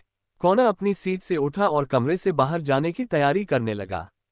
लेकिन जाने से पहले उसने विलियम को आखिरी बार देखा और विदाई के शब्द कहे। मुझे तुमसे और अधिक उम्मीद थी, कॉनर ने कहा। लगता है मैंने एक बच्चे को जरूरत से ज्यादा समझ लिया। फिर वह कॉन्फ्रेंस रूम के निकास द्वार की ओर चल पड़ा और पीछे मुड़कर नहीं देखा। कॉनर ने घंटों सोचा था कि वे एल्व्स के खिलाफ कैसे जीत हासिल कर सकते हैं, लेकिन उसे कुछ समझ नहीं आया। सच तो यह है कि वह बस एक बहाना ढूंढ रहा था। ड्यूस के नेता ने सबको बैठक के लिए बुलाने से पहले ही अपना मन बना लिया था। चूंकि उस समय जीत की कोई संभावना नहीं थी, इसलिए वह वही करेगा जो उसे करना होगा, और वह था जीवित रहना। इंसान वाकई दिलचस्प होते हैं, कॉनर के कॉन्फ्रेंस रूम से चले जाने के 1 मिनट बाद राजा मिनोस ने कहा। वे खुद को सही ठहराने के लिए दिखावा करना पसंद करते हैं। उस आदमी ने तो शुरू से ही जाने का फैसला कर लिया था। वह बहुत ही समझदार इंसान है। इसके बाद मिनोटॉर के राजा ने सम्मेलन कक्ष के अंदर ध्वनि रोधक अवरोध उत्पन्न करने के लिए अपना हाथ उठाया। अंदर चाहे जो भी चर्चा हो रही हो, उसे कोई भी न तो सुन सकेगा और न ही देख सकेगा, चाहे वे जादुई दृष्टि का उपयोग ही क्यों न करें। बताओ तुम्हारे मन में क्या है, राजा मिनोस ने कहा। हमने तुमसे शपथ ली है, चाहे कुछ भी हो जाए, हम तुम्हारे साथ हैं।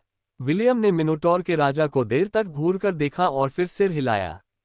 हालांकि उसने सम्मेलन कक्ष के अंदर कुछ नहीं कहा। इसके बजाय उन्होंने उन दोनों से अकेले में बात करने का अनुरोध किया। प्रिंस अलारिक भी कमरे के अंदर मौजूद थे और कुछ ऐसी बातें थीं जिन्हें विलियम अपने दूर के चचेरे भाई के साथ साझा नहीं करना चाहते थे, जो कि ज़ेलान राजवंश के युवराज भी थे। योजक चिन्ह, क्या आप सच कह रहे हैं? राजा मिनोस ने विलियम को अचंभित भाव से देखा। वे दोनों विलियम के निजी कक्ष में गए। वहां उस अर्धएल्फ ने मिनोटॉर के राजा को अमर भूमि और उस तैरते हुए द्वीप के बारे में बताया जहां एवलोन स्थित था। मैं सच कह रहा हूं, विलियम ने जवाब दिया, लेकिन मुझे नहीं पता कि मैं सफल हो पाऊंगा या नहीं। अगर मैं असफल हो जाता हूं तो हमारी दूसरी योजना मिनोटॉर अभयारण्य में वापस लौटना है। हमें अब और अनावश्यक बलिदान की जरूरत नहीं है। अगर शहर की दीवारें टूट जाती हैं तो सभी को शहर के दूसरे तल पर इकट्ठा कर लेना। राजा मिनोस ने कुछ नहीं कहा और गंभीर भाव से विलियम को घूरते रहे। क्या आपको इस बात का पूरा यकीन है? राजा मिनोस ने पूछा। वह चीज दुनिया को नष्ट कर सकती है, आप जानते हैं।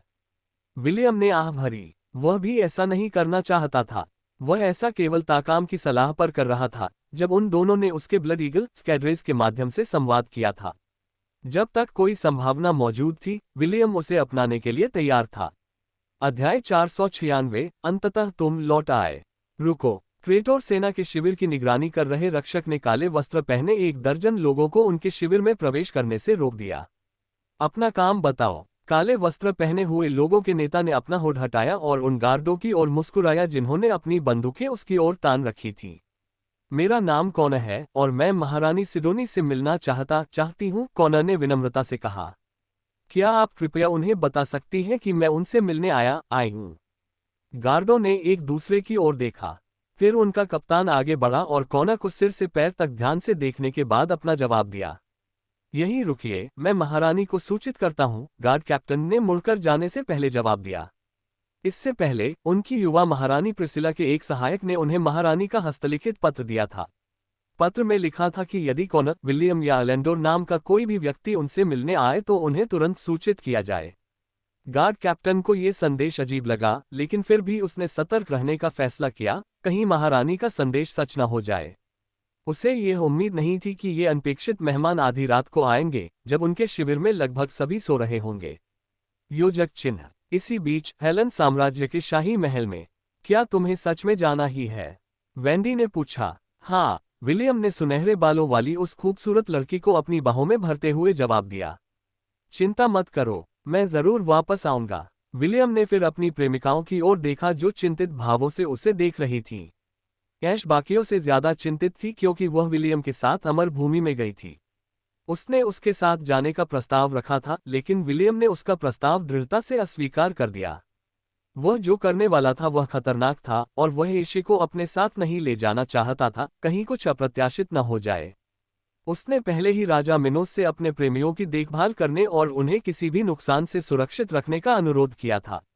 विलियम ने आगे कहा कि यदि वह शहर की दूसरी दीवार टूटने से पहले वापस नहीं लौटा तो राजा मिनोस सभी को लेकर मिनोटोर के अभयारण्य में लौट जाएगा। आरंभ के द्वार अभी भी पूरी तरह बंद थे, लेकिन विलियम ने एक छोटा सा रास्ता बना दिया था जिससे एक व्यक्ति गुजर सके। यह उनकी बैकअप योजना थी, जिसे उन्होंने एल्व्स के खिलाफ युद्ध में असफल होने की स्थिति में तैयार किया था। विलियम जाने ही वाला था कि उसने अपने कमरे के दरवाजे पर दस्तक सुनी। एस्ट ने दरवाजा खोला और भौहें चढ़ा लीं।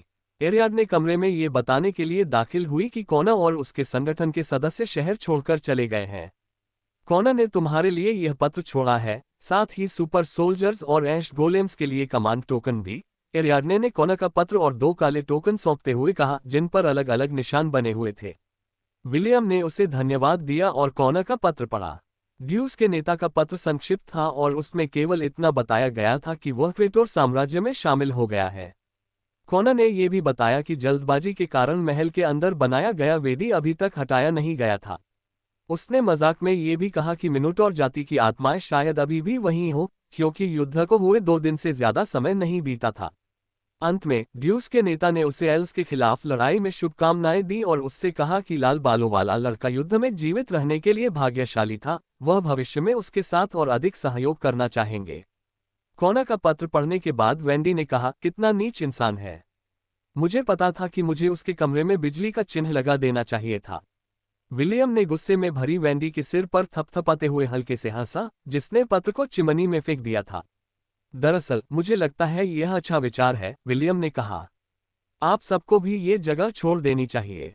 राजा मिनोस के साथ उनके पवित्र स्थान पर लौट जाए। यहाँ मेरा काम खत्म होने के बाद मैं भी आप सबके पीछे पीछे वहां आ जाऊंगा। मैं नहीं जाऊंगी, वेंडी ने तुरंत जवाब दिया। मैंने तुम्हें पहले ही बताया है कि मैं तुम्हारे साथ लड़ूंगी। मैं तभी जाऊंगी जब तुम मेरे साथ चलोगी। विलियम ने ऐश की ओर देखते हुए मुस्कुराया। उनकी प्रेमिका, जिसने उन्हें अपना आधा दिल दे दिया था और उनके आध्यात्मिक जगत को शीघ्र स्वस्थ करने में मदद की थी। उनकी कृपा से ही अब वे आध्यात्मिक पतन की चिंता किए बिना लंबे समय तक संघर्ष करने में सक्षम थे। मैं भी यहीं रुकूंगी, ऐशे ने घोषणा की। मैं भी वेंडी की तरह ही सोचती हूँ। हम तभी जाएंगे जब तुम हमारे साथ चलोगी। विलियम ने सिर हिलाया। उसने उसके साथ कई अंतरंग पल बिताए थे और जानता था कि जलपरी का एक आश्चर्यजनक रूप से उग्र पक्ष भी था। मेरे लिए भी यही बात लागू होती है, एस्ट ने बगल से टिप्पणी की। हेलन साम्राज्य की ओर से धन्यवाद विल। मुझे अपने जीवन में आपका होना सौभाग्य की बात है। अरे ऐसी अशुभ बातें मत कहो। क्या तुम्हारी माँ ने तुम्हें कभी झंडा फहराने से मना नहीं किया?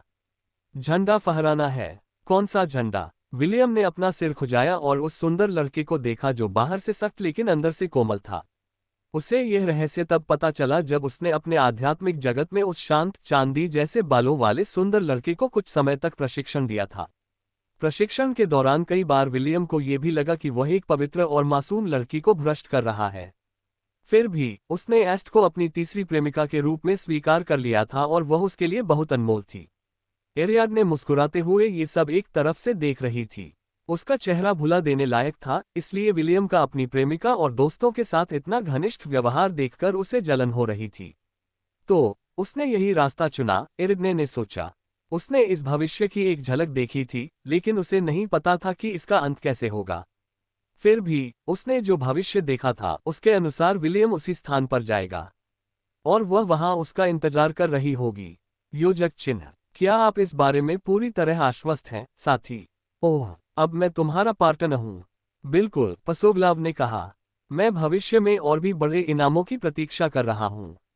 आपने अभी तक मुझे इस युद्ध में मेरी भागीदारी के लिए भुगतान नहीं किया है। मुझे उम्मीद है कि मेरे प्रयासों के लिए मुझे भरपूर इनाम मिलेगा। विलियम ने उस राक्षसी कुत्ते को समझदारी भरी निगाहों से देखा। हालांकि पसोग्लाव मजाक कर रहा था और मुस्कुरा भी रहा था, लेकिन उसकी मुस्कान उसकी आंखों तक नहीं पहुंची। पसोग्लाव की उस अकेली आंख में उदासी और पीड़ा थी जो दुनिया को उसके वास्तविक स्वरूप में देखती थी। भुगतान के रूप में आपको क्या चाहिए? विलियम ने पूछा। वह जानता था कि सोग्लाव बिना किसी अच्छे कारण के उसके पास नहीं आएगा। मुझे तुम्हारी यही बात पसंद है, पसोग्लाव ने विलियम के कंधे पर थपथपाते हुए जवाब दिया। तुम बहुत फुर्तीले हो, इसे फेंक दो, मुझे एलेंडोर का सिर चाहिए। विलियम ने अपनी आंखें सिकोड़ लीं। एलेंडोर वह व्यक्ति था जिसे वह मारने की योजना बना रहा था, लेकिन ऐसा लगता है कि शैतानी कुत्ता भी यही सोच रहा था। 2 मिनट तक चली एक दूसरे को घूरने की प्रतियोगिता के बाद विलियम ने अपनी आंखें बंद कर ली, क्योंकि उसके दिल में एक आंतरिक संघर्ष चल रहा था। अंत में उसने आह भरी और अनिच्छा से सिर हिलाया। ठीक है, लेकिन एक शर्त पर, विलियम ने कहा। पसोग्लाव ने अपनी बाहों को अपनी छाती पर बांध लिया। क्या बात है? इसे जल्दी मत करो, मेरा ऐसा कोई इरादा नहीं है। सिर्फ मैं ही नहीं, और भी लोग हैं जो उसे पाना चाहते हैं। मुझे डर है कि कासुगोनगा पहले ही उस पर अपना हक जमा लेगी, इसलिए मैंने सोचा कि हमारे इंद्रधनुषी रंग के दोस्त के शोक समाप्त होने से पहले ही आपसे बात कर लूं। विलियम ने सिर हिलाया और अपना हाथ उस स्मारक पर रखा जो उसे अमरलोक की ओर ले जाएगा। हालांकि वह तुरंत वहां से नहीं गया। उसने उस राक्षसी कुत्ते पर एक नजर डाली जिसने अभी भी अपनी बाहों को अपनी छाती पर बांध रखा था। क्या तुम एल्फ खाते हो? विलियम ने जिज्ञासावश पूछा। मैं नहीं, पसोग्लाव ने जवाब दिया। फिर उसने मुस्कुराते हुए अपने नुकीले दांत दिखाते हुए अपनी बात पर जोर दिया। लेकिन इस बार मैं अपवाद बनाऊंगा। विलियम ने मुस्कुराते हुए अपनी संग्रहण अंगूठी से शपथ रक्षक का अवशेष निकाला। कुछ ही क्षणों बाद वह बिना किसी निशान के गायब हो गया। वास्तविक दुनिया के अंधकार के विपरीत अमर भूमि सूर्य के प्रकाश और स्वच्छ आकाश से परिपूर्ण थी। विलियम एवलॉन के सामने खड़ा होकर प्राचीन किले के दृश्य का आनंद ले रहा था। मानवता का अंतिम गढ़, वह किला जिसने देवताओं के युग का सामना किया। एवलॉन, तुम आखिरकार लौट आए।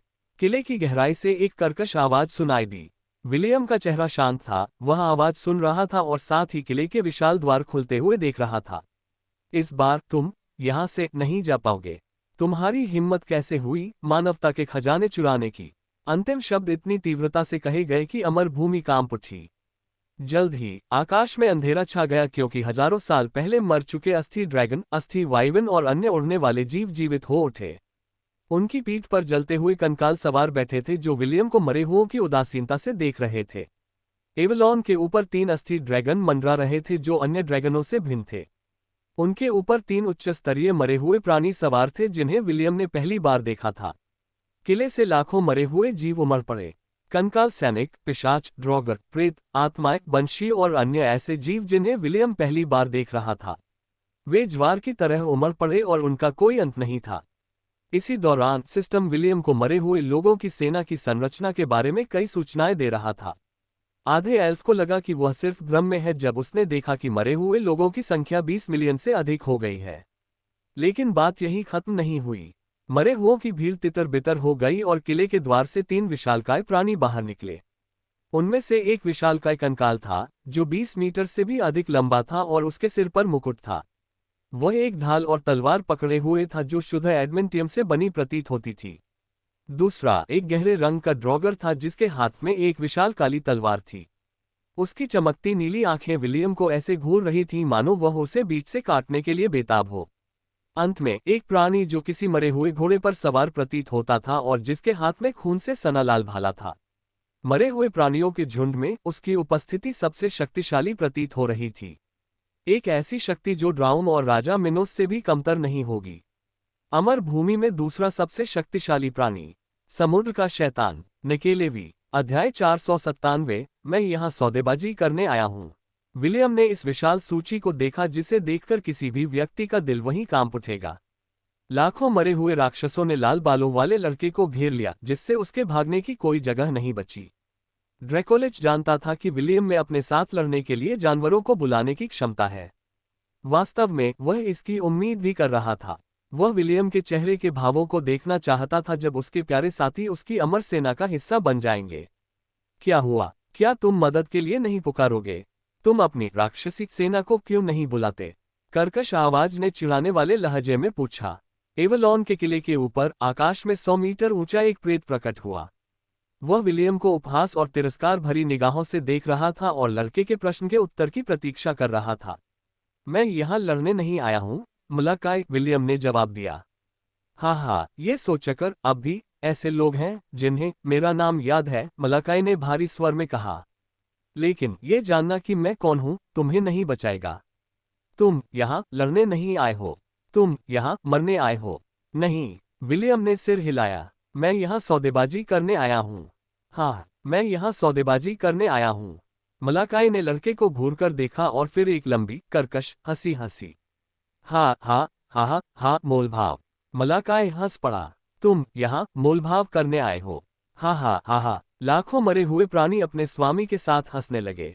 हड्डियों के टूटने की गूंज जमलोक में गूंज उठी और यह इतनी तेज थी कि इसे सुनकर कोई भी डर के मारे भाग जाता। हाँ, मैं यहाँ सौदेबाजी करने आया हूँ, विलियम ने दोहराया। आकाश में मंडराता विशालकाय प्रेत लगातार हंस रहा था। हजारों साल बीत चुके थे और अमर भूमि में फंसी आत्माओं के अलावा उसे किसी से बात करने का अवसर नहीं मिला था। अपने आगंतुक के सौदेबाजी के अनुरोध को सुनकर उसके दिल में गुदगुदी हुई, जो बहुत पहले धड़कना बंद हो चुका था। जब ड्रैकोलिच हंस रहा था, विलियम ने उन राक्षसों का जायजा लिया जो मरे हुओं की सेना के सेनापति प्रतीत हो रहे थे। उसने सबसे पहले उन 3 उच्च श्रेणी के मरे हुओं को देखा जो अस्थि ड्रैगनों के ऊपर सवार थे। योजक चिन्ह, आदिम अस्थि ड्रैगन, अमर ड्रैगन, खतरे का स्तर SS, मिलेनियल अनडेड हाई, इसे झुंड में नहीं जोड़ा जा सकता।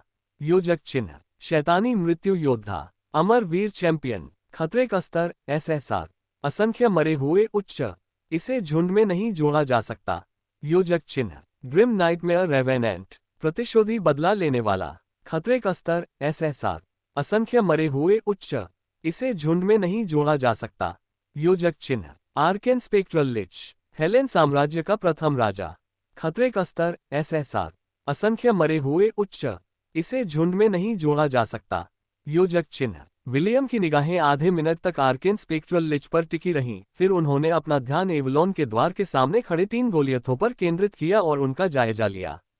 योजक चिन्ह, विशालकाय कंकाल संप्रभु, आदिम कंकाल राजा, खतरे का स्तर SSR, असंख्य मरे हुए उच्च, इसे झुंड में नहीं जोड़ा जा सकता। योजक चिन्ह, विशालकाय ड्रॉगर का वध, पुनर्जीवित योद्धा राजा, खतरे का स्तर SSR, असंख्य मरे हुए उच्च, इसे झुंड में नहीं जोड़ा जा सकता। निकेलेवी, समुद्र का शैतान, मनुष्य और पशु का घिनौना संकट, खतरे का स्तर SSR जोड़, छद्मर्धदेव, इसे झुंड में नहीं जोड़ा जा सकता। इस धरती पर कभी विचरण करने वाले सभी अलौकिक प्राणियों में से नुकेलेवी नामक प्राणी जितना भयभीत करने वाला कोई नहीं था। यह एक ऐसा प्राणी था जो आधा इंसान और आधा जानवर पैदा हुआ था, और एक ऐसा राक्षस था जो मानवता को आतंकित करने के लिए जाना जाता था। हालांकि देवताओं के अंतिम युद्ध के दौरान घोर दुष्टता का ये प्राणी मनुष्यों की ओर से लड़ा। शायद इसका कारण इसके अस्तित्व का उद्देश्य था। यदि अन्य जातियां उन प्राणियों को नष्ट करने में सफल हो जाती जिन्हें मारने के लिए इसका जन्म हुआ था, तो इसके अस्तित्व का कोई उद्देश्य नहीं रह जाता। इस प्रकार उस अंतिम युद्ध में, जहां देवताओं और विभिन्न जातियों ने वर्चस्व के लिए लड़ाई लड़ी, वहां एक अकेला राक्षसी जानवर था जिसकी उपस्थिति मात्र से ही सभी जातियों के रोंगटे खड़े हो जाते थे। एक ऐसा प्राणी जिससे देवता भी भयभीत होते थे। योजक चिन्ह, नुकेलेवी की जानकारी पढ़ने के बाद विलियम अपनी सांस रोक नहीं पाया। उसने कभी सोचा भी नहीं था कि समुद्र के शैतान का ऐसा इतिहास होगा। ठीक उसी क्षण ड्रैकोलिच का प्रेत हंसना बंद कर दिया। फिर वह अर्धएल्फ के करीब आने लगा और उसका आकार सिकुड़कर 3 मीटर से भी अधिक लंबा हो गया। तुमने कहा था तुम यहाँ सौदेबाजी करने आए हो, मलाकाई ने कहा। मुझे एक ठोस कारण बताओ कि मैं तुम्हें यहीं अभी क्यों न मार डालूं। क्योंकि मुझे मारने से तुम्हें किसी और तरह से कोई फायदा नहीं होगा, विलियम ने जवाब दिया। ज्यादा से ज्यादा तुम्हें बस एक खूबसूरत आधा एल्फ मिलेगा जो तुम्हें हमेशा के लिए परेशान करता रहेगा। ओह, तुमने तो सिर्फ आधी अधूरी बातें ही कही हैं, क्योंकि सच शर्मनाक होता है। ड्रैकोलिच ने विलियम को देर तक घूर कर देखा। हजारों वर्षों तक कैद में रहकर उस दिन का इंतजार करना जब मुहर हटेगी, एक असहनीय यातना थी। हालांकि उसका अनुमान था कि मुहर पूरी तरह से गायब होने में 3 से 4 साल से ज्यादा समय नहीं लगेगा, फिर भी इंतजार असहनीय था। अगर मुहर को जल्दी हटाया जा सकता तो क्या इससे उसका जीवन आसान नहीं हो जाता? दुर्भाग्यवश ऐसा संभव नहीं था। यहां तक कि अगर वह विलियम को मुहर तोड़ने के लिए मजबूर भी करता तो भी यह असंभव था, क्योंकि कोई भी नश्वर प्राणी इसे तोड़ नहीं सकता था। केवल ईश्वर ही इसे इसके बंधन से मुक्त कर सकता था। तुम यहाँ सौदेबाजी करने आए हो? मलाकाय एक कदम आगे बढ़ा और उसका प्रेत जैसा चेहरा विलियम के चेहरे से कुछ ही इंच दूर रह गया। सौदेबाजी किस बात की? मैं एक दिन के लिए आपका राज्यदंड उधार लेने आया हूं, विलियम ने उत्तर दिया। मलाकाय का चेहरा कुछ देर के लिए थम गया, फिर उसने अपना सिर उठाया और एक बार फिर हंस पड़ा। मेरा राज्यदंड उधार लो? मलाकाय ने पूछा। तुम सचमुच यहां मरने आए हो, है ना? विलियम ने ड्रैकोलिच को एकटक देखा। ताकाम ने कहा था कि मलाकाय के उसकी विनती मानने की संभावना बहुत कम है। अगर वह ड्रैकोलिच को मनाने में नाकाम रहा तो वह तुरंत उसकी अमानवीय सेना का हिस्सा बन जाएगा। विलियम अमर भूमि में मरने के लिए नहीं आया था। उसने पहले से ही एक योजना बना रखी थी जिससे बातचीत विफल होने पर उसका भाग निकलना सुनिश्चित हो सके। फिर वह राजा मिनोस के साथ मिनोटॉर अभयारण्य में वापस जाएगा और अपने वीर अवतार के कूलडाउन के रीसेट होने के बाद एल्व्स के साथ गुरिल्ला युद्ध करेगा। बदले में तुम्हें क्या चाहिए? विलियम ने पूछा। फिलहाल इस युद्ध को हमेशा के लिए खत्म करने का यही एकमात्र विकल्प उसके पास था। ड्रैकोलिच ने अपना प्रेतवादित हाथ बढ़ाया और विलियम का दिल पकड़ने के लिए आगे बढ़ा। लाल बालों वाले लड़के ने विरोध नहीं किया, क्योंकि उसका दिल उसकी छाती में जड़े रत्न से जुड़ा हुआ था। फिलहाल वह रत्न छिपा हुआ था। अगर ड्रैकोलिच उसका दिल भी कुचल दे तो भी विलियम की मौत नहीं होगी।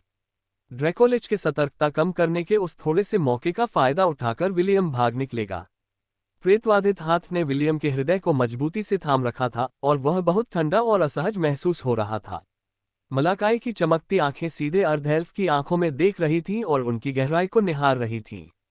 मलाकाई विलियम की निराशा, भय और बेबसी को देखना चाहता था। दुर्भाग्यवश विलियम की आंखों में उसे इनमें से कुछ भी नहीं दिखा। इसके बजाय उसे एक अटूट दृढ़ संकल्प दिखाई दिया जो सीधे उसकी ओर देख रहा था।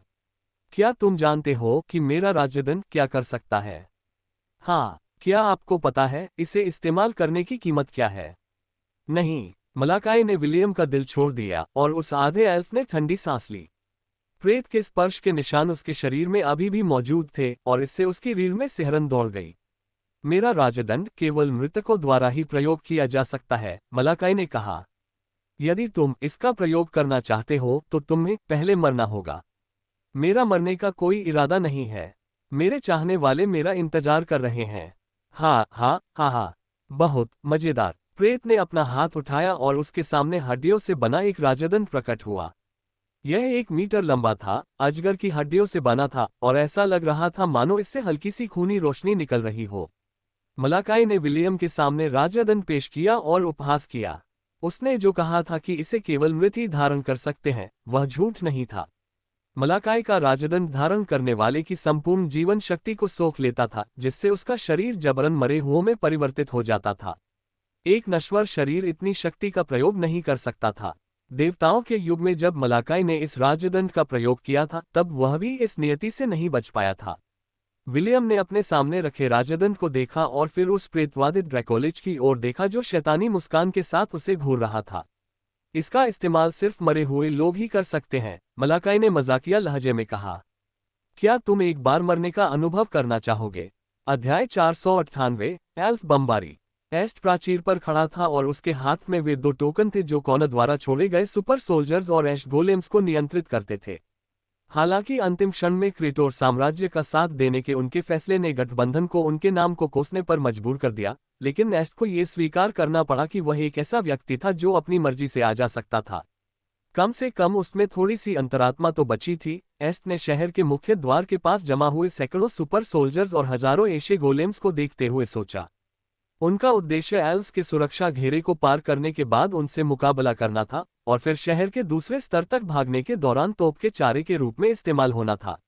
एस्ट को यह नहीं पता था कि कॉनर ने ऐसा इसलिए किया ताकि वह ड्यूस और सेलिन के बीच संबंध खराब न कर दे। स्वाभाविक रूप से ड्यूस का नेता भी विलियम के साथ अपने संबंध खराब नहीं करना चाहता था, कहीं ऐसा न हो कि विलियम चमत्कारिक रूप से एल्व्स के खिलाफ वापसी करने में कामयाब हो जाए। एस्ट ने दूर से एल्फ सेना की हलचल देखी। सूर्योदय में केवल 1 घंटा शेष था और यद्यपि महाद्वीप को ढकने वाले बादलों के कारण सूर्य दिखाई नहीं दे रहा था, फिर भी रक्षकों को उसकी गर्माहट महसूस हो रही थी, जो एक ऐसे युद्ध का सामना करने वाले थे जिसमें उनकी जीत की कोई उम्मीद नहीं थी। आत्मसमर्पण एक विकल्प था, लेकिन राजकुमार अलारिक को ज़ेलान राजवंश के बचे हुए लोगों पर एल्फों के शासन के दौरान हुए अत्याचारों के बारे में बताया गया था। वह अपने लोगों के सामने अपमानित होने के बजाय मरना पसंद करता था। राजा मिनोस और मिनोटॉर जाति उन शपथों के लिए लड़ रहे थे जो उन्होंने बहुत पहले ली थी।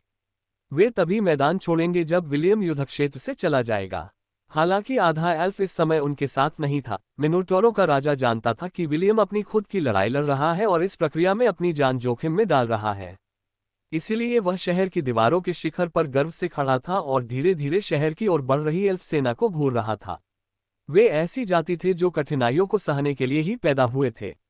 एक ऐसी जाति जो उस समय चरवाहों के ईश्वर के साथ खड़ी रही जब दुनिया अभी नवजात थी और अनिश्चितताएं धरती को त्रस्त कर रही थी। वैंडी, ऐश और इसहाक एस्ट के बगल में खड़े होकर उन दुश्मनों को देख रहे थे जिनका उन्हें सामना करना था। विलियम ने उनसे वादा किया था कि वह वापस आएगा। उस वादे को पूरा करने के लिए उन्हें जीवित रहना होगा और एक और दिन देखना होगा। सेलिन और जेकिल पास ही खड़े थे। राजा मिनोस और मिनोटॉर जाति के बाकी सदस्यों को छोड़कर वे रक्षकों में सबसे उम्रदराज थे। मुझे ये कहते हुए बुरा लग रहा है, लेकिन काश जेम्स यहाँ होता। जेकिल हंस पड़ा। अगर वह यहाँ होता तो मुझे यकीन है कि यह युद्ध और भी दिलचस्प होता। सेलिन मुस्कुराए और सहमति में सिर हिलाया। अगर लोंट का वह बूढ़ा यहाँ होता तो एल्फ्स शायद अभी अपनी जान बचाकर भाग रहे होते। मालकिन, क्या मुझे अपना लिमिटर हटा देना चाहिए? ओलिवर ने टेलीपैथी के माध्यम से पूछा। इस तरह मैं कम से कम कुछ समय के लिए उन गार्डियंस में से एक को रोक सकूंगा। नहीं, सेलिन ने जवाब दिया। अगर हालात बदतर हो जाते हैं तो हम हमेशा लोंट लौट सकते हैं। मुझे शक है कि एल्फ्स में किसी अर्धदेव को नाराज करने की हिम्मत होगी। सेलिन नहीं चाहती थी कि ओलिवर अपनी सुरक्षा सीमा हटाए क्योंकि इससे उसके वफादार सेवक की उम्र कम हो जाएगी। ओलिवर सिल्वरमून महाद्वीप से उसके साथ आया था। वह तोते जैसे बंदर को खुद को बलिदान करने देने के लिए खुद को तैयार नहीं कर पाए, जबकि वे व्लाद की सुरक्षा में छिपकर भाग सकते थे। समझ गया, ओलिवर ने सिर हिलाया। तोता बंदर ने उदासीन दृष्टि से परियों की ओर देखा। जिन परियों की उसे परवाह थी, उनकी संख्या उंगलियों पर गिनी जा सकती थी। अगर वे उसकी स्वामिनी को चोट पहुंचाने की हिम्मत करते तो उन्हें मारने में उसे कोई अपराधबोध नहीं होता। लगभग समय हो गया है, राजा मिनोस ने कहा। सब लोग तैयार हो जाओ। राजा मिनोस ने आकाश की ओर एक क्रिस्टल फेंका जो फट गया। सुपर सोल्जर्स और ऐश गोलेम्स को नियंत्रित करने वाले टोकन के अलावा ये कॉनर द्वारा उन्हें दिए गए विदाई उपहारों में से एक था। ये वह क्रिस्टल था जिसमें एक ऐसा मंत्र समाहित था जो उड़ने की क्षमता प्रदान करने वाले किसी भी प्रकार के जादू सहित सभी को उड़ने से रोकता था। जैसे ही मंत्र सक्रिय हुआ, युद्ध क्षेत्र पर एक जबरदस्त दबाव छा गया। क्रेटोर साम्राज्य के शिविर से ये सब देख रहे कॉनर मुस्कुराए। उन्हें अपने फैसले पर कोई पछतावा नहीं था क्योंकि वे अपनी जान को दूसरों से ज्यादा अहमियत देते थे। महारानी सिडोनी ने उसकी वफादारी स्वीकार कर ली थी, जिससे बर्थोर नाराज हो गया था। हालांकि एवेक्सियस ने उसके फैसले का समर्थन किया और अपनी महारानी के अधीन एक सक्षम अधीनस्थ की सेवा पाकर काफी खुश था। एल्व्स को कॉनर के भाग जाने के बारे में पता चल गया था और इससे वे मन ही मन उपहास करने लगे। यह इस बात का संकेत था कि गठबंधन के सदस्यों के बीच आंतरिक कलह चल रही थी, जिससे ये साबित होता था कि वे अपने अपरिहार्य अंत से भयभीत थे। अब जबकि वह उपद्रवी व्यक्ति चला गया था, अलेंडोर को गठबंधन के बचे हुए सदस्यों से निपटने में अधिक आत्मविश्वास महसूस हुआ। ड्राउम एल्फ सेना के अग्रभाग में सबसे आगे प्रकट हुआ और उसने एक विशाल चट्टान को प्रकट किया, जिसे उसने दोनों हाथों से थाम लिया। चूंकि जेकिल ने उनकी युद्ध मशीनों को नष्ट कर दिया था, इसलिए उसने शहर की दीवारों को ही तोड़ने का फैसला किया। ये बहुत करीब नहीं जाना चाहता था क्योंकि यह जानता था कि राजा मिनोस इसे अपनी मनमानी करने नहीं देंगे। इसलिए इसने एल्फ आर्कमेज के साथ मिलकर तब तक जादुई बमबारी की जब तक कि ग्लैडियोलिस की दीवारें मलबे में तब्दील नहीं हो गईं। तोड़ो, ड्राउम चिल्लाया और उसने विशाल चट्टान को शहर की दीवार की ओर फेंक दिया। राजा मिनोस अपना कदम उठाने ही वाले थे कि उन्होंने देखा कि एक काली धुंध विशाल चट्टान की ओर बढ़ रही है। फिर धुंध एक काले वस्त्रधारी व्यक्ति में बदल गई, जिसने निर्भीकता से हाथ बढ़ाकर उस विशाल चट्टान को पकड़ लिया, जिसे सिल्वरमून महाद्वीप के दूसरे सबसे शक्तिशाली संरक्षक ने फेंका था। उसने वाकई में बहुत समय लिया, जेकिल ने टिप्पणी की। सेलिन ने सिर हिलाया। उसने काले चोगे पहने उस आदमी को पहचान लिया।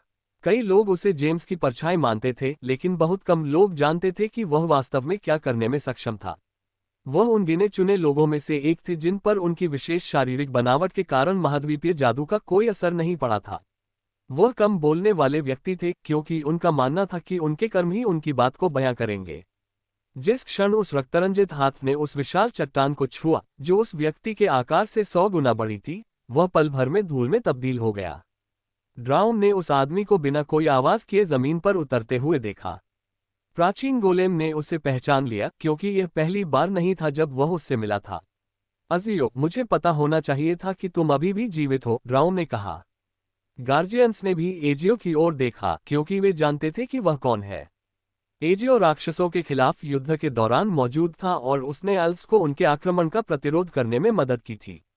वह कई साल पहले उस युद्ध के दौरान मैक्सवेल के साथियों में से एक था। अजियो के शरीर से सैकड़ों स्टील के धागे निकले और आर्कमेज द्वारा डाले गए मंत्रों से टकरा गए। स्वाभाविक रूप से वह एल्व्स के सभी मंत्रों को रोक नहीं सकता था, इसलिए उसने उच्च स्तरीय मंत्रों पर ध्यान केंद्रित किया और उनके प्रभाव को निष्क्रिय कर दिया। मुझे एंटीमेज से नफरत है, एल्विन आर्कमेज में से एक ने निराशा में दांत पीसते हुए कहा। चिंता मत करो, वह हमारे सभी हमलों को रोक नहीं सकता, बगल से एक अन्य आर्कमेज ने टिप्पणी की। उसे जो चाहे करने दो, वह केवल अपरिहार्य को टाल रहा है। जैसा कि महामेज ने कहा था, एल्व्स द्वारा शुरू की गई भीषण बमबारी के कारण शहर की दीवारें धीरे धीरे टूट रही थीं। गुलेल की तरह काम करने वाले लाखों मंत्रोलों की तरह शहर की दीवारों पर बरस रहे थे। अचानक विशाल अग्नि गोले एल्फ संरचना की ओर गिरे, लेकिन उनके बगल में खड़े रक्षकों ने उन्हें रोक दिया। ये तो, एजकालोर ने भौहें चढ़ाईं। वो कमीना, एनरू गुर्राया। वो हमारी युद्ध मशीनों का इस्तेमाल हमारे ही खिलाफ कर रहा है। आग लगाओ, जेकिल ने आदेश दिया और स्वतंत्रता सेनानियों ने शहर की दीवारों को नष्ट करने के उद्देश्य से एल्विन सेना की ओर आग के गोलों की एक और बौछार दागी। जेकिल ने युद्ध मशीनों को निगल लिया था, लेकिन उन्हें नष्ट नहीं किया। उसने उन्हें अपने पेट के अंदर एक अलग आयाम में जमा कर लिया था, और उनका इस्तेमाल एल्व्स के खिलाफ उन्हें उन्हीं की चाल का स्वाद चखाने के लिए करने की योजना बना रहा था। 2-3 गाड़ियों के आकार के दर्जनों आग के गोले एल्फ सेना पर बरसने लगे। हालांकि रक्षकों ने उन सभी को रोक दिया, फिर भी उन्हें इससे परेशानी हुई। एलायंस के सैनिकों में कोई महाप्रबंधक नहीं थे, इसलिए युद्ध मशीनें ही उनकी आक्रमण शक्ति का मुख्य स्रोत थीं। ग्लैडियोलस शहर में जादुई तोपें भी थीं जिनका इस्तेमाल रक्षात्मक हथियारों के रूप में किया जा सकता था। हालांकि राजकुमार अनेस्ट इस समय कोमा में थे और फिलहाल उन्हें सक्रिय करने में असमर्थ थे। इस वजह से रक्षकों को अपने पास मौजूद हर संभव साधन का इस्तेमाल करना पड़ा, लेकिन अब तक इसका कोई फायदा नहीं हुआ था। मंत्रों का प्रवाह निर्बाध रूप से जारी रहा।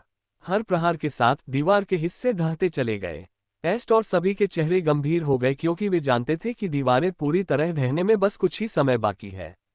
जब वह क्षण आएगा, तो उनके पास अपने पदों को छोड़ने और महाद्वीपीय जादू के प्रभाव से पहले कभी जीवंत रहे शहर के अंदर आक्रमणकारियों पर घात लगाकर हमला करने के अलावा कोई विकल्प नहीं होगा। अध्याय 499। एक ऐसा व्यक्ति जो प्यार के लायक नहीं था।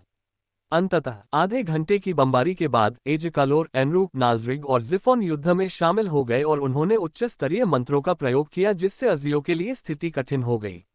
वे अपनी भारी संख्या का इस्तेमाल करके रक्षकों पर हावी हो सकते थे, लेकिन क्रेटोर साम्राज्य के हस्तक्षेप के बाद एल्फ सेना के उच्च स्तरीय अधिकारियों ने फैसला किया कि उन्हें अपनी जनशक्ति को बचाकर रखना चाहिए। कहीं ऐसा न हो कि युवा महारानी अपना इरादा बदल दें और उन पर पीछे से हमला कर दें। जल्द ही ड्राउम के विशालकाय पत्थरों में से एक शहर की दीवार के एक छोर पर आकर गिरा और उसे पूरी तरह से नष्ट कर दिया। कल्पित बौने तुरंत अंदर नहीं घुसे, बल्कि उन्होंने अपना गोलाबारी जारी रखा। राजा मिनोस कल्पित बौनों की इस सावधानी से बहुत निराश हुए, क्योंकि इससे उन्हें और मिनोटोरों को आमने सामने की लड़ाई लड़ने का मौका नहीं मिला। उसने सोचा था कि कल्पित बौने टूटी हुई दीवार पर धावा बोल देंगे और उसे प्रवेश द्वार के रूप में इस्तेमाल करेंगे, लेकिन ऐसा प्रतीत हुआ कि वे वास्तव में अपनी सुरक्षा में यथासंभव अधिक से अधिक अंतराल पैदा करना चाहते थे, जिससे मिनोटॉर का राजा असहाय हो गया। योजक चिन्ह। हाँ, कितने घटिया लोग हैं। हल्के नीले बालों वाले किशोर ने अपनी बाहों को अपनी छाती पर बांधते हुए टिप्पणी की। एक भी सैनिक खोए बिना जीत हासिल करना भी एक रणनीति है, नीरो ने कहा। हालांकि अभी यह एक तरफा लग रहा है, लेकिन एल्व्स भी इस बमबारी को जारी रखने के लिए बहुत सारी जादुई शक्ति खर्च कर रहे हैं। यहां तक कि उनके संरक्षक भी इस युद्ध में उनकी सहायता कर रहे हैं। आप ये भी कह सकते हैं कि डिफेंडर्स ने उन्हें यह एहसास दिला दिया है कि उन्हें हराना आसान नहीं था। मुझे लगता है कि इसे डिफेंडर्स की जीत माना जा सकता है, भले ही यह एक बेकार जीत हो। किशोर लड़का अब भी आश्वस्त नहीं था और उसने अपनी राय व्यक्त की। क्या इसे ही बदमाशी नहीं कहते? उसके बगल में खड़ी बैंगनी बालों वाली महिला खिलखिलाकर हंस पड़ी। ताकतवरों का यही फायदा होता है। अगर क्रेटोर साम्राज्य भी कमजोर होता तो उसे भी दबा दिया जाता। फिर आप अपनी श्रेष्ठ शक्ति का इस्तेमाल कमजोर प्रतिद्वंदी को दबाने के लिए क्यों नहीं करते? ऐसा करना तो सिर्फ अपने फायदे को बर्बाद करना होगा। महारानी सिडोनी एक तरफ से रक्षक की दलीलें सुन रही थीं और उनके चेहरे पर शांत भाव थे। उन्होंने आखिरी क्षण में चाल चलने और विलियम की नजरों में नायिका बनने की योजना बनाई थी। इस तरह न केवल लड़का उसका ऋणी महसूस करेगा, बल्कि हेलेन साम्राज्य भी उसका एहसानमंद हो जाएगा। यह एक ऐसी सरल रणनीति है जिससे वह उस युद्ध में लाभ उठा सकती है, जिसे वह अपने मोहक होठों के कुछ शब्दों से आसानी से समाप्त कर सकती है। योजक चिन्ह। दीवार के कई हिस्सों को बर्बाद होते देख अलांडोर ने अंततः आगे बढ़ने का आदेश दिया। शहर में प्रवेश करने के लिए दीवारों में मौजूद दरारों की ओर बढ़ते हुए वुल्फ राइडर्स से एक जोरदार दहाड़ सुनाई दी। ड्राउम, एनरू, एजेकालोर, नाजरिग और जिफोन ने मानव रूप धारण कर लिया था और वे भी आगे बढ़ चुके थे। जैसे ही वे शहर में दाखिल हुए, उन्हें तुरंत दोनों पक्षों के बीच भीषण लड़ाई की आवाज सुनाई दी। सुपर सोल्जर्स और ऐश गोलेम्स ने जमकर उत्पात मचाया और आक्रमणकारियों से डटकर मुकाबला किया। मिनोटॉर्स भी युद्ध के मैदान में मौजूद थे और उनके हथियार एल्व्स के खून से सने हुए थे। जब एक सुपर सैनिक ने ड्राउम के रास्ते में रुकावट डाली तो ड्राउम ने उसके शरीर को चकनाचूर कर मांस के पेस्ट में बदल दिया।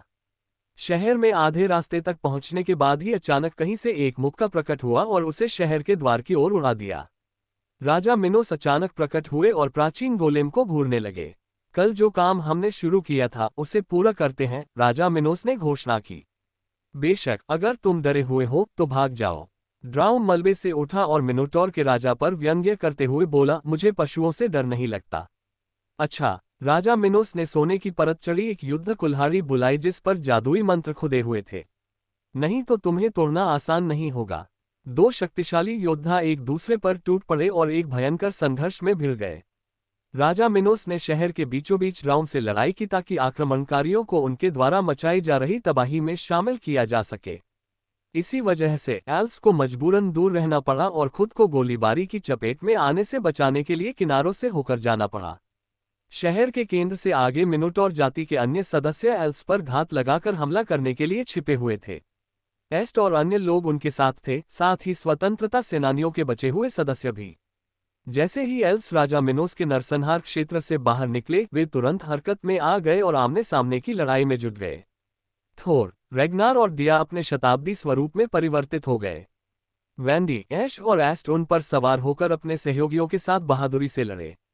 महारानी सिडोनी, जो एक क्रिस्टल बॉल की मदद से शहर के अंदर चल रहे युद्ध को देख रही थी, ने वैंडी को देखा, जिसे उन्होंने विलियम की प्रेमिका के रूप में पहचान लिया था।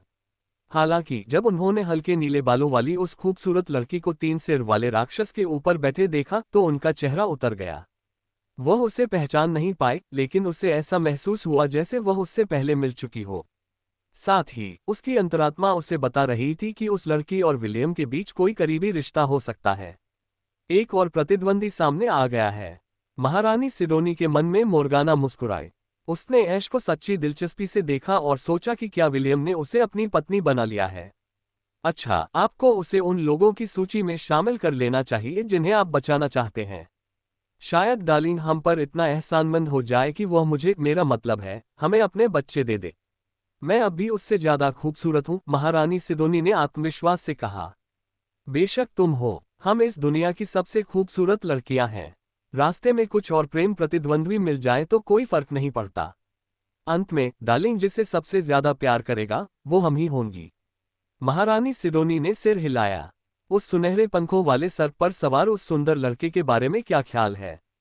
अगर मैं गलत नहीं हूं तो वह सर विलियम का सबसे अच्छा दोस्त भी है। ठीक है, हमें उसे भी सूची में शामिल कर लेना चाहिए।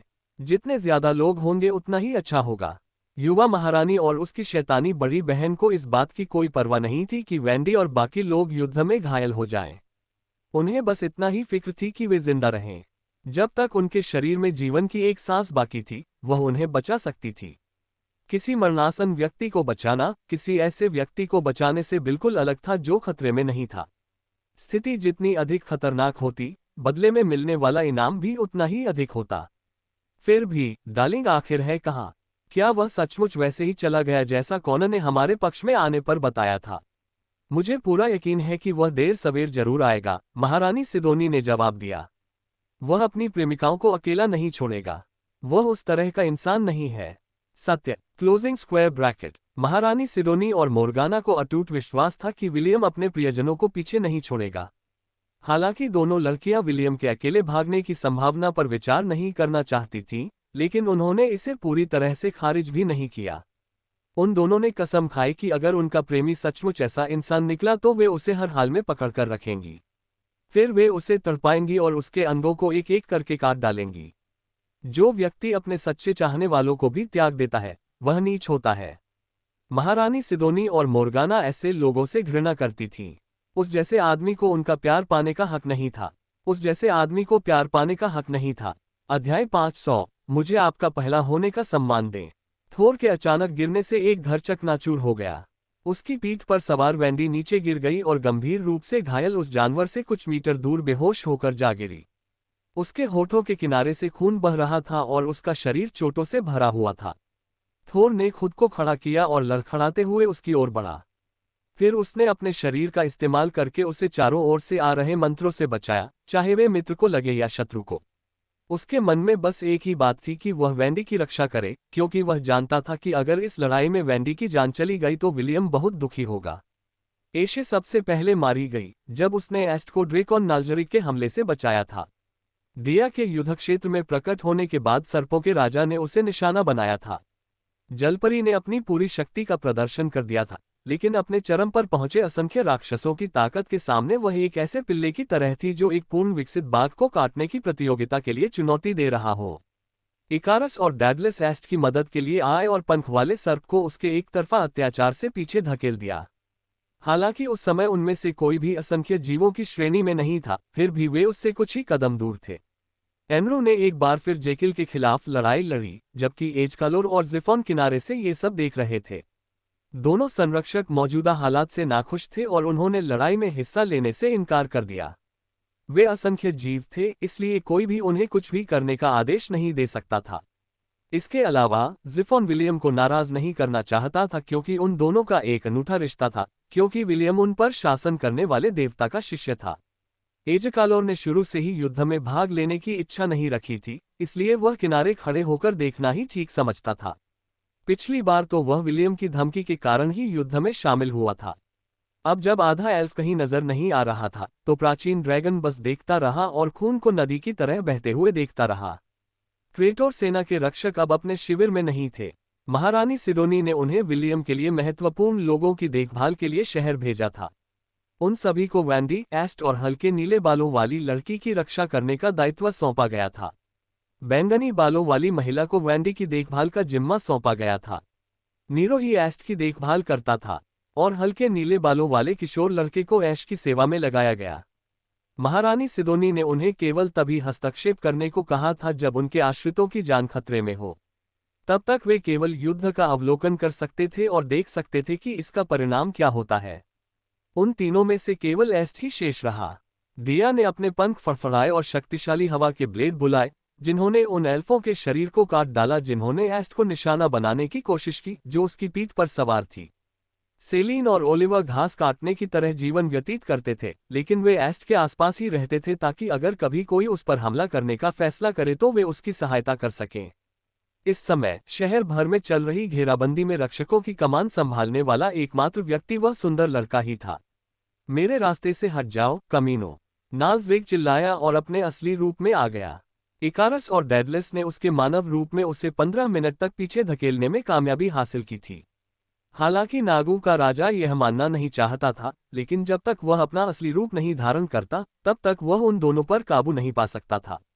10 मीटर लंबे सफेद पंखों वाले सर्प ने क्रोध में दहाड़ते हुए अपनी पूंछ को मिनोटॉर जाति के 2 चैंपियनों की ओर पटका।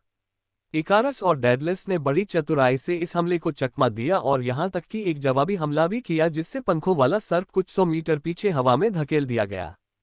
हालांकि वे अभी तक असंख्य राक्षसों की श्रेणी तक नहीं पहुंचे थे, लेकिन इकारस और डेडलिस पौराणिक श्रेणी के उपकरणों से लैस थे जो उन्हें उन लोगों से लड़ने की अनुमति देते थे जो उनकी श्रेणी से एक स्तर ऊपर थे। अपनी हार से अपमानित महसूस करते हुए ड्रेको नाल्सरिग ने अंततः गंभीर होने का फैसला किया। वह आकाश की ओर उड़ा और ड्रैगन ब्रीथ अटैक की तैयारी में अपना मुंह खोला। हालांकि इससे पहले कि वह अपना हमला कर पाता, राजा मिनोस ने ड्राउन को उसकी ओर फेंक दिया। प्राचीन गोलेम पंख वाले सर्प के सिर से टकराया, जिससे उसका हमला विफल हो गया। जब नेरो ने नाल्सरिग के चेहरे पर असंतुष्ट भाव और प्राचीन गोलेम के जमीन पर उतरने पर ड्राउन की झुंझलाहट देखी तो वह हंस पड़ा। स्पष्टतः वह सिल्वरमून महाद्वीप के दोनों संरक्षकों द्वारा झेली जा रही कठिनाइयों का आनंद ले रहा था। आखिरकार मैंने तुम्हें पकड़ लिया, एलेसियो ने चुपचाप घोषणा की और एस्ट की ओर एक अग्निगोला फेंका। आसपास मची अफरा तफरी का फायदा उठाते हुए वह एक विशेष अदृश्यता मंत्र का प्रयोग करके दिया के ठीक बगल में चुपके से पहुंच गया और एस्ट के उस अंध बिंदु पर अग्निगोला दाग दिया जहां से वह बच नहीं पा रहा था।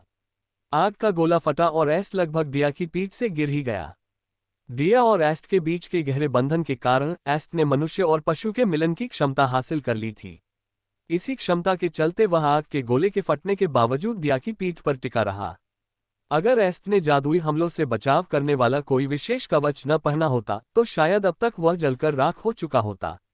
लेकिन विलियम ने उनकी सुरक्षा में कोई कसर नहीं छोड़ी और हल्के वजन का मित्रिल कवच बनवाया जो शारीरिक और जादुई दोनों तरह के हमलों से बचाव करता था।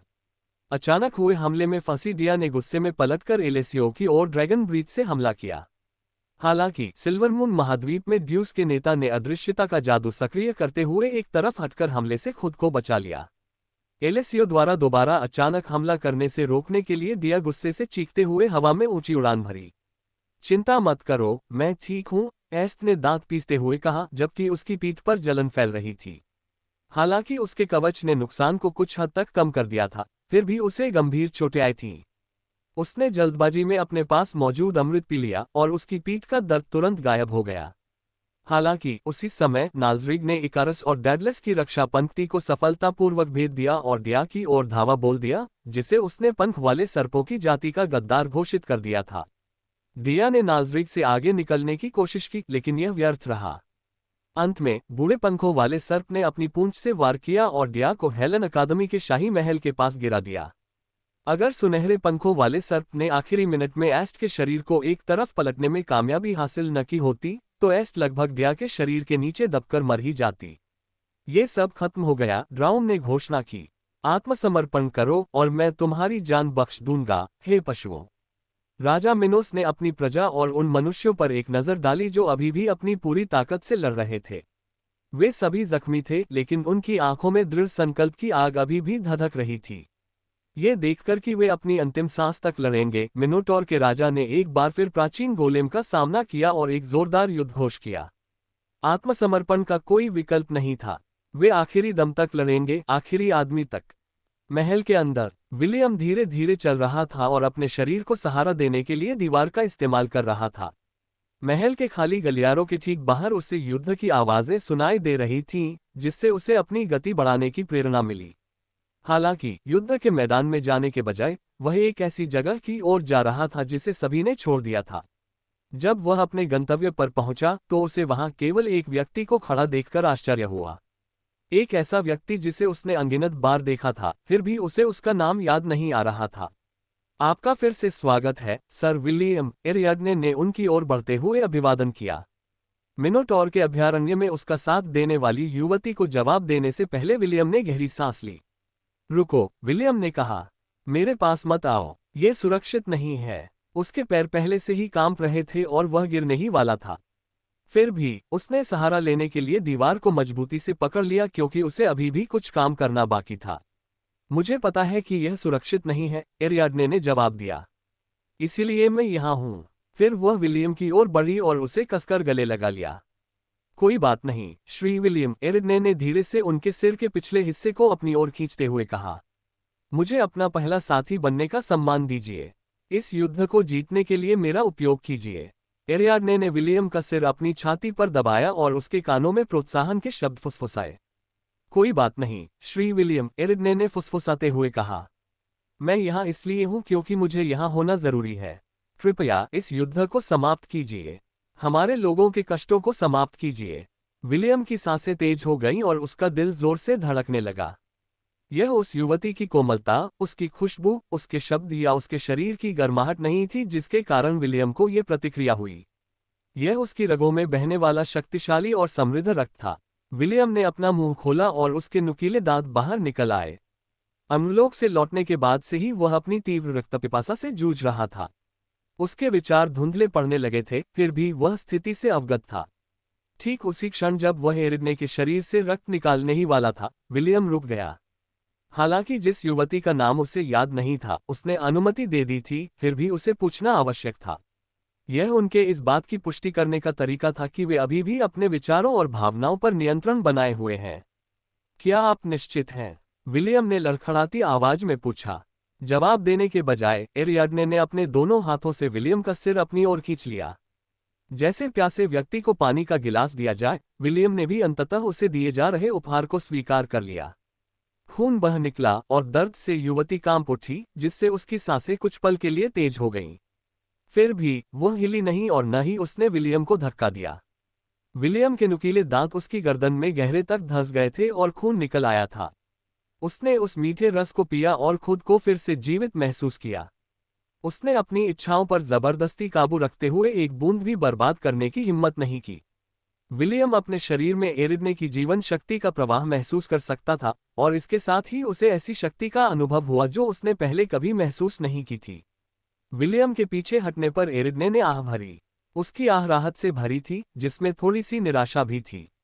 ऐसा लग रहा था मानो वह चाहती थी कि विलियम उसका और खून पिए, लेकिन उसे ये भी डर था कि वह इतना खून पी लेगा कि उसका जीवन मुरझा जाएगा, ठीक वैसे ही जैसे कोई फूल अपनी चरम सीमा पार कर चुका हो। धन्यवाद, एरिडने, विलियम ने धीरे से कहा और युवती को जमीन पर लिटा दिया क्योंकि वह खड़े होने की ताकत खो चुकी थी। सो जाओ, जब तुम जागोगी तो मैं वादा करता हूं कि यह युद्ध समाप्त हो चुका होगा। एरियाडने ने विलियम के सुंदर चेहरे पर एक नजर डाली, जो अब जीवन से परिपूर्ण था। यह उस पीले पड़े चेहरे वाले हाफ एल्फ से बिल्कुल अलग था, जिसने संगठन द्वारा निर्मित वेदी तक पहुंचने के लिए संघर्ष किया था। मैं आपकी बात पर विश्वास करता हूं, सर विलियम। धन्यवाद। सोने से पहले एरिडने ने विलियम के चेहरे को आखिरी बार छुआ। विलियम ने उसे अपने 1000 जानवरों के साम्राज्य में स्थित विला के अंदर भेज दिया।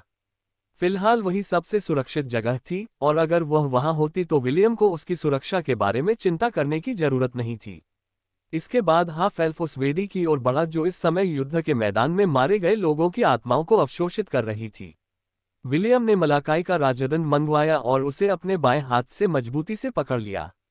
अगर गौर से देखा जाए तो उसके इस हाथ की त्वचा का रंग, बाह तक, उसके बाकी शरीर से अलग था। वह जिन आत्माओं की तलाश कर रहा था, उन्हें खोजने के लिए उसका दाहिना हाथ वेदी की सतह पर टिका हुआ था। आखिरकार मुझे तुम लोग मिल ही गए, विलियम ने राहत भरी सांस लेते हुए कहा और वेदी पर अपनी शक्ति का प्रयोग करते हुए उन आत्माओं को बाहर निकाल लिया जिनकी उसे तलाश थी। सिस्टम, अब संगीत बजाने का समय आ गया है। समझा? Closing square bracket. अब फाइनल बॉस का बैकग्राउंड म्यूजिक बज रहा है। आगे की कहानी सुनाने के लिए वी एन स्टोरी वर्ल्ड को सब्सक्राइब करो।